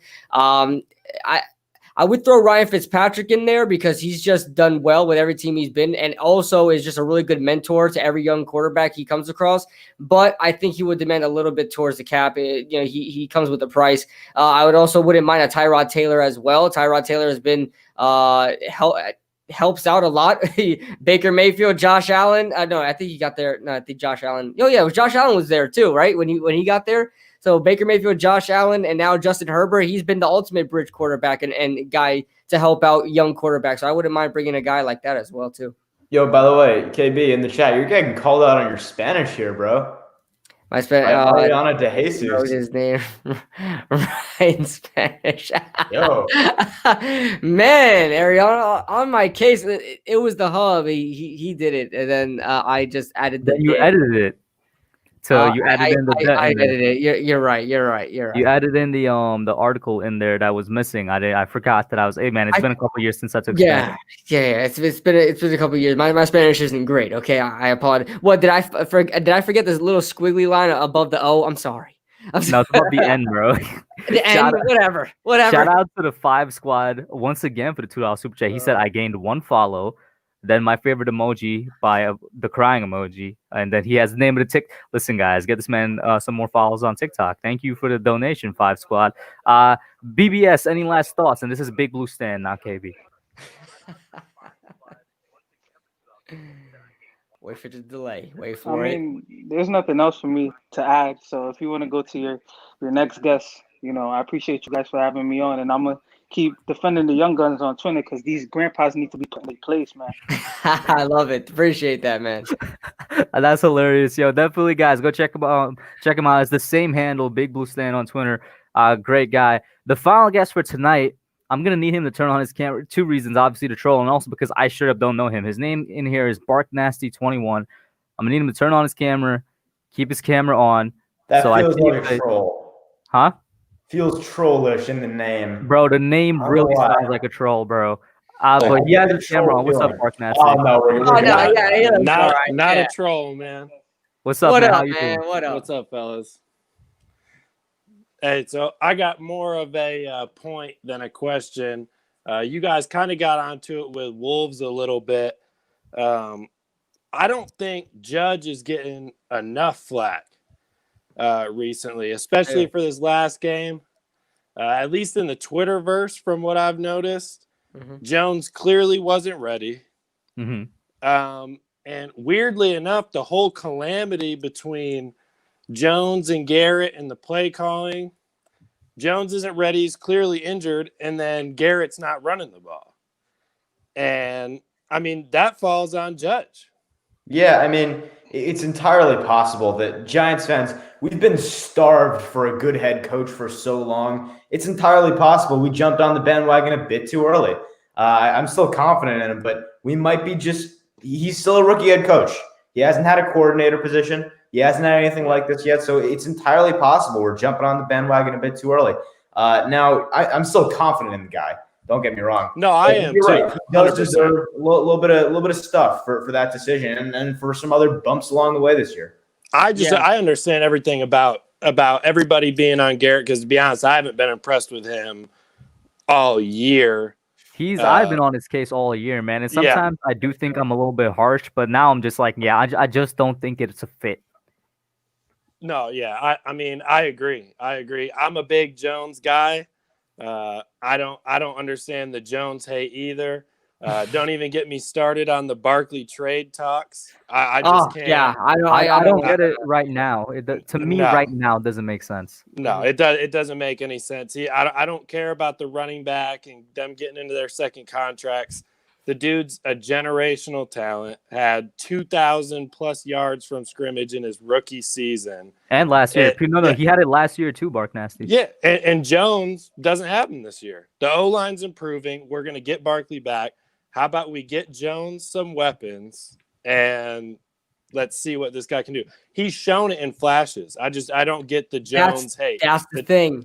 That's the Tampa thing. game. Right. It's there. And I know this is why everybody calls me a Daniel Jones apologist, because I know it's there. This is so much different from other quarterback busts where you just don't see any improvement in any quarterback. You look at your Blaine Gabberts and all those other bust quarterbacks out there, right? It's different with Daniel Jones. He's shown flashes, and you're like, wow, this guy can really be the guy. It's just up to him to stay consistent and, of course, stop turning over the football. But it's there for Daniel Jones. I really want to see 100%. him to reach his potential. So, I mean, I completely agree with you. He's shown it in flashes, and I think that's what's really keeping me hoping for Daniel Jones to work out. And Calvin, don't be jumping on this whole Cowboys fan, okay? By the way, Calvin, you're an Arizona fan. Yeah, You're shout an out to Arizona Calvin. fan, man. Don't do this. I love Calvin. He's an Arizona fan, but he's a great supporter of me and KB, members of both of our channels, man. Great dude. Says he's looking forward to the next few vids and breakdown on how the Giants can beat the Browns. Is it similar to Seattle? And then he says, of course, Kid Lou is a Cowboys fan. Just saying. I mean, he is. It's just common knowledge at this point. But yeah, Bark Nasty, guys, so you bring up a good point with the Joe Judge thing that you brought up at the beginning here. And Nate made a pretty good statement. Did we jump on the bandwagon too early? Nah, I think all of us, I think we're all generally confident in Joe Judge, right? But Yeah. how many, I think it's just a rookie mistake, right? Like it's kind of the same thing as a rookie player, like a rookie head coach. I want to say he's going to bounce back, right? And I think you might have the same feeling there too. Yeah, Bark. 100%. It's a learning curve, huge you know? Judge guy. What kind of weapons are you looking at, since you mentioned any? If you looked at a draft at all, or maybe free agency? So I haven't looked a bit too much into the draft. Honestly, I don't get into the draft until it's draft talk time, Yeah. and it hasn't been draft talk time, not yet. But it's got to be a wide receiver. It has to be. I understand the edge, and that we need a corner. It's got to be a wide out. It has to be. I like I said, I'm a Jones guy, so he needs weapons. Let's get Barkley back. And another thing about that too is the offseason. People really skim over the fact that there was no offseason. I said at the beginning, I'm like, I feel people underrate how much a true offseason matters to a team. You know what it was? You know, it was people. It was a big thing in the beginning of the season, and then just like our expectations of this season, this is pretty much going how our expectations. Our expectations exactly how it's going right now. But when you see it tangibilize or whatever, materialize, right? Trying to get the big words here. When you see it materialize and we see us losing games, then we start getting all pissed off. But we all said it in the beginning of the season. This team is not where we want it to be yet. This is going to be another progression year. And this team has, probably going to be going 6-10, 7-9, the best case scenario, right? And now that we're actually seeing that, we're actually on schedule right now. We have 5 wins with 4 more games left or 3 more games left. We're on schedule, and yet we think this team is just not progressing the way it should. I want to add into that. I know a lot of people are down, but technically we're still in the NFC's playoff race. So Bark Nasty, let me get some thoughts from you on that. We're technically still in the hunt. Yeah, no, I want to make the playoffs 100%. I've same thing with that whole deal too. I've never been in the boat of tanking or not trying. You play to win. Tanking kills culture. Yeah, that's just not. It's not what you play for. That's not what you want an organization to be about either. To be, I mean, that's just not. Well, like the other thing is when you tank, right? There is at some point, in like a very specific scenario, some merit to it, like what the Jets are doing, where they are just blowing it up to the core, and it's just everything's out the window. There's no culture to be sabotaged. There's like, screw it, we're starting over. At that point, kind of, but we're not. That's the opposite of where we are. We're trying to build, right? Not only that, nobody in the NFC scares me. I mean, honestly, nobody. That's a strong statement right there. No, I mean, maybe later here. Let's say if we win the division and get a home playoff game, I'm not scared of the Bucks, the Rams, Seattle. I will say this, Bark Nasty. I'm not scared of the Bucks. I'm not scared of Seattle. I am beginning to get a little scared of. I'm not Sean scared of McVay is going to be a problem in the postseason. Yeah, like that's what I think I messed up. I said I'm not scared of the Bucks or Seattle, but I'm starting to become a little bit. I'm definitely keeping my eye on the Rams. I like what they're putting out on the football field for sure. And shout out to the 5 squad again. Once again for another $2 super chat. He's so close to 300. Get this guy to 300, bro. Get this man to 300 followers on TikTok. The name is Danny Dimes' father, but it's an alliteration, so you know how to work it out, man. One thing completely sort of unrelated, but just one thing. Imagine tanking for a high prospect, right? Number 1 overall pick. Imagine tanking for that guy and he doesn't work out. Just imagine the locker room. Like, we lost on purpose for you and you're terrible. Like, I just imagine the locker room presence there. I don't want that to happen for the Giants, man. I want us to try to build a winning culture, and whoever we bring up in the draft, he will be in the winning culture as well. That's how I want things to be run. That's how it is with the Patriots. They never had good draft picks, but they work out, you know? Yeah, So, and then I think to what KB was saying before, that there's a lot of merit to the idea that as things do start to tangibilize, then tangibilizing, love it. You start looking for more. But point is, like you said, things did start to shape up. You're starting to see some of it actually like show up on the field in the stat box against Seattle. And I think we kind of fell into a trap there as fans, and we kind of just got ahead of ourselves a little bit. But as things do continue to tangibilize, it'll get more consistent. I don't think we did. I don't think we did get ahead of ourselves. Sorry, I didn't mean to cut you off. I don't think we did. I'm one of those people that genuinely thinks we are a full off season with Jones and this O-line in a similar system, if not the same system, and Saquon coming back, a wide receiver. Maybe you draft a corner edge, and I don't think like I said, I mean, I even think we get into the playoffs this year. I'm with you right there, bro. I do think we're one offseason away. If this offseason is handled correctly, I think we're going to be one offseason away. Best case scenario. By the way, being in the playoffs. You just said LT would never tank. They were building when he came in. Why would you tank when you have Lawrence Taylor? even as a rookie, Taylor's a free trip to the playoffs.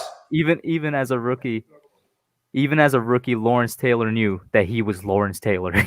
I knew he was LT, man. He knew when he came in the door. The one thing I gotta ask, another thing I gotta ask Barkness here, it was actually a former comment by Sabrina. I'm scrolling up, I can't find it, but she mentioned something that I completely forgot to mention: the fall off of special teams since coming off the bye. That too. What has happened?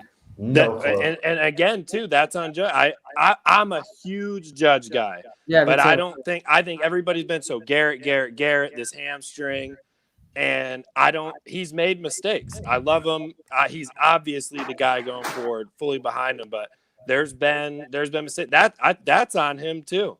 I mean, we have a great special teams coordinator. We've always had great special teams play the past 3 years. And then he had the best special teams coming from New England, and it's been very poor for 3 weeks now. I think this is one of those things where you can kind of just look into it and kind of make an assumption. There is probably more to this than I'm simplifying here, but I think you can kind of make the assumption, given how the team has looked, right, and sort of the timeline of events, where it was looking really, really good, and then Judge had to spread his attention to other things. And more things needed attention. He sort of looked at other stuff, and the special teams immediately started to go off a little bit. So I think there's something to that. It could just be a rookie head coach not quite knowing how to divide his attention.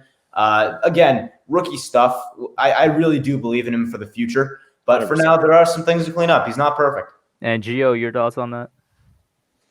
Yeah, as far as Joe Judge, people need same thing about this whole 4-game win streak thing, right? Same thing could be added to Joe Judge. Joe Judge has done so much right that we think that he's going to do right all the time and not mess up. And so that's our situation there, and it correlates with this 4-game winning streak. We thought because we won 4 games in a row that nothing could mess us up now, and and all that. This team still needs to go through so some bumpy roads. Same thing with Joe Judge. He's got to figure it out. He's not perfect. He's a rookie head coach, and you're absolutely right, Barknassi. I think we're not giving him enough flack. We have to kind of balance it out and be fair to that. He's messed up on a couple of things. First thing he really messed up on in the start of the season was the wide receiver management on the roster. Management. Yeah. The roster management was, I guess you could say, poor, or pretty poor. I mean, Pat Shermer had better roster management, coming into those seasons. So there are a couple of things you can get on Joe Judge for, and I think it's very fair to say that we haven't given him enough flack. And again, I like him. And like I said, I think we're there. I think we're off-season away. I think, and obviously people do talk about it, but we really are a couple of plays away from. I mean, we should be a 7-win team already. Quite honestly, to be. I mean, Dallas and Eagles. Well, I mean, that gets back to what we've been talking about, which is we're just a couple of playmakers away. Yeah. And then even then, right, without the playmakers, this is such a young team. I always say this. So this team is the recipe for success here is keep what you have, add like 2-3 playmakers, and wait. Let them develop, let coaching do its job, and let these guys grow into what they're going to be. Because we have so much youth on this team. Jabril Peppers is still 25, and he's looking like a beast already. Our best linebacker is, 26? Our entire defensive line is 26. We have 4 guys starting at their position for the first time on the offensive line, a young quarterback, a young running back. Just wait. Just let it develop. Give it time. And I do like the fact that you may still see some move on from Jones guys, some fired Garrett guys. But the one thing that I've started to see die down is the blow it all up and start over guys. That's starting to go away a little bit. There's still the fired Gettleman guys. That's still around. But there were people before the season saying, blow it all up. It's not going anywhere. And they have started to shut up, and I enjoy that. Oh, yeah. Their silence is satisfying to me. Agreed. Any last thoughts there, Bark Nasty? No, I'm good. I guess what I'll leave you with this is I think everybody's got to slow down on the Jones and Saquon stuff. Like I said, I mean, I think we need to actually get an off season, get Saquon back, see what he can do, get Jones some more weapons. And I personally, I think if you can't see what's in Jones, I think you're blind. I mean, the dude, if he plays 16 games, he shatters the record. The rookie touchdown record. I mean, he shatters it.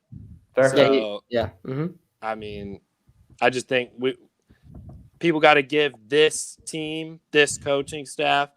Garrett is the only one I'm suspect about. Yeah, that's it. Because his situational play calling is awful, and that's right. I completely agree with him, man. Shout out to Bark Nasty for coming on. He brought up a great point here. And I agree with him, man. Especially the one thing I definitely connected with him on is I believe in this team. I think everybody on this panel still believes in this team. Everybody agrees that we're getting there. We're moving in the right direction. I really do think if the offseason is handled well, we're going to be talking about a playoff team next year. That's if the offseason is handled well, because we're just a couple of years. Yeah. Shout out to you, Bark Nasty. 100%. Thank you for tuning in. Appreciate it, y'all. Appreciate you, man. And I'm going to get ready to close it out here soon, guys. Thank you, everybody, for coming in. I see CJ Live popped in a little bit later here. Earl 14 as well. The Giant, Real Giants Mafia. Any last thoughts from you guys? And then I'm going to end it out. Let me get Nate first. Well, I mean, I think we covered a lot of ground tonight. That was a lot of fun. Thanks for having me on. I appreciate it. Great just talking Giants football, man. This is a whole lot of fun, and I'm glad to just be a part of this community now. For sure, man. And, of course, El Nino de Azul, what you got, man? Cowboys fan supreme. Oh yeah. But I always love hopping on here, and especially talking to some subscribers. Always good to get a viewpoint from the other side. You know, we know pretty much what the video makers, our opinions are between each other. It's always really nice to see what the subs think. So that's really fun to see. And yeah, shout out to everybody in the chat. Thank you, Hub, for having me on. And Young Guns Podcast tomorrow. I believe it's on my channel. Yeah, it's on yours. So it's gonna be on my channel. 9:30 Eastern Standard Time, guys. So make sure you guys tune in for that. But appreciate you guys being here. Thank you all once again. We're gonna be out. Like everybody said, we covered a good amount of stuff here. Don't lose hope. It's still a good season. I mean, basically everybody in the panel hit this at a certain point. We're on track. Like, this is literally the season we were asking for. We said we want to see progress. There's progress. We said we want to see improvement on the field. There's improvement on the field. Even myself asked, I wanted to see improvement on the field and in the record. Guess what? Both. We got 5 wins, and it's 5 legit wins. You know what I'm saying? So we are where we're supposed to be, and we just got to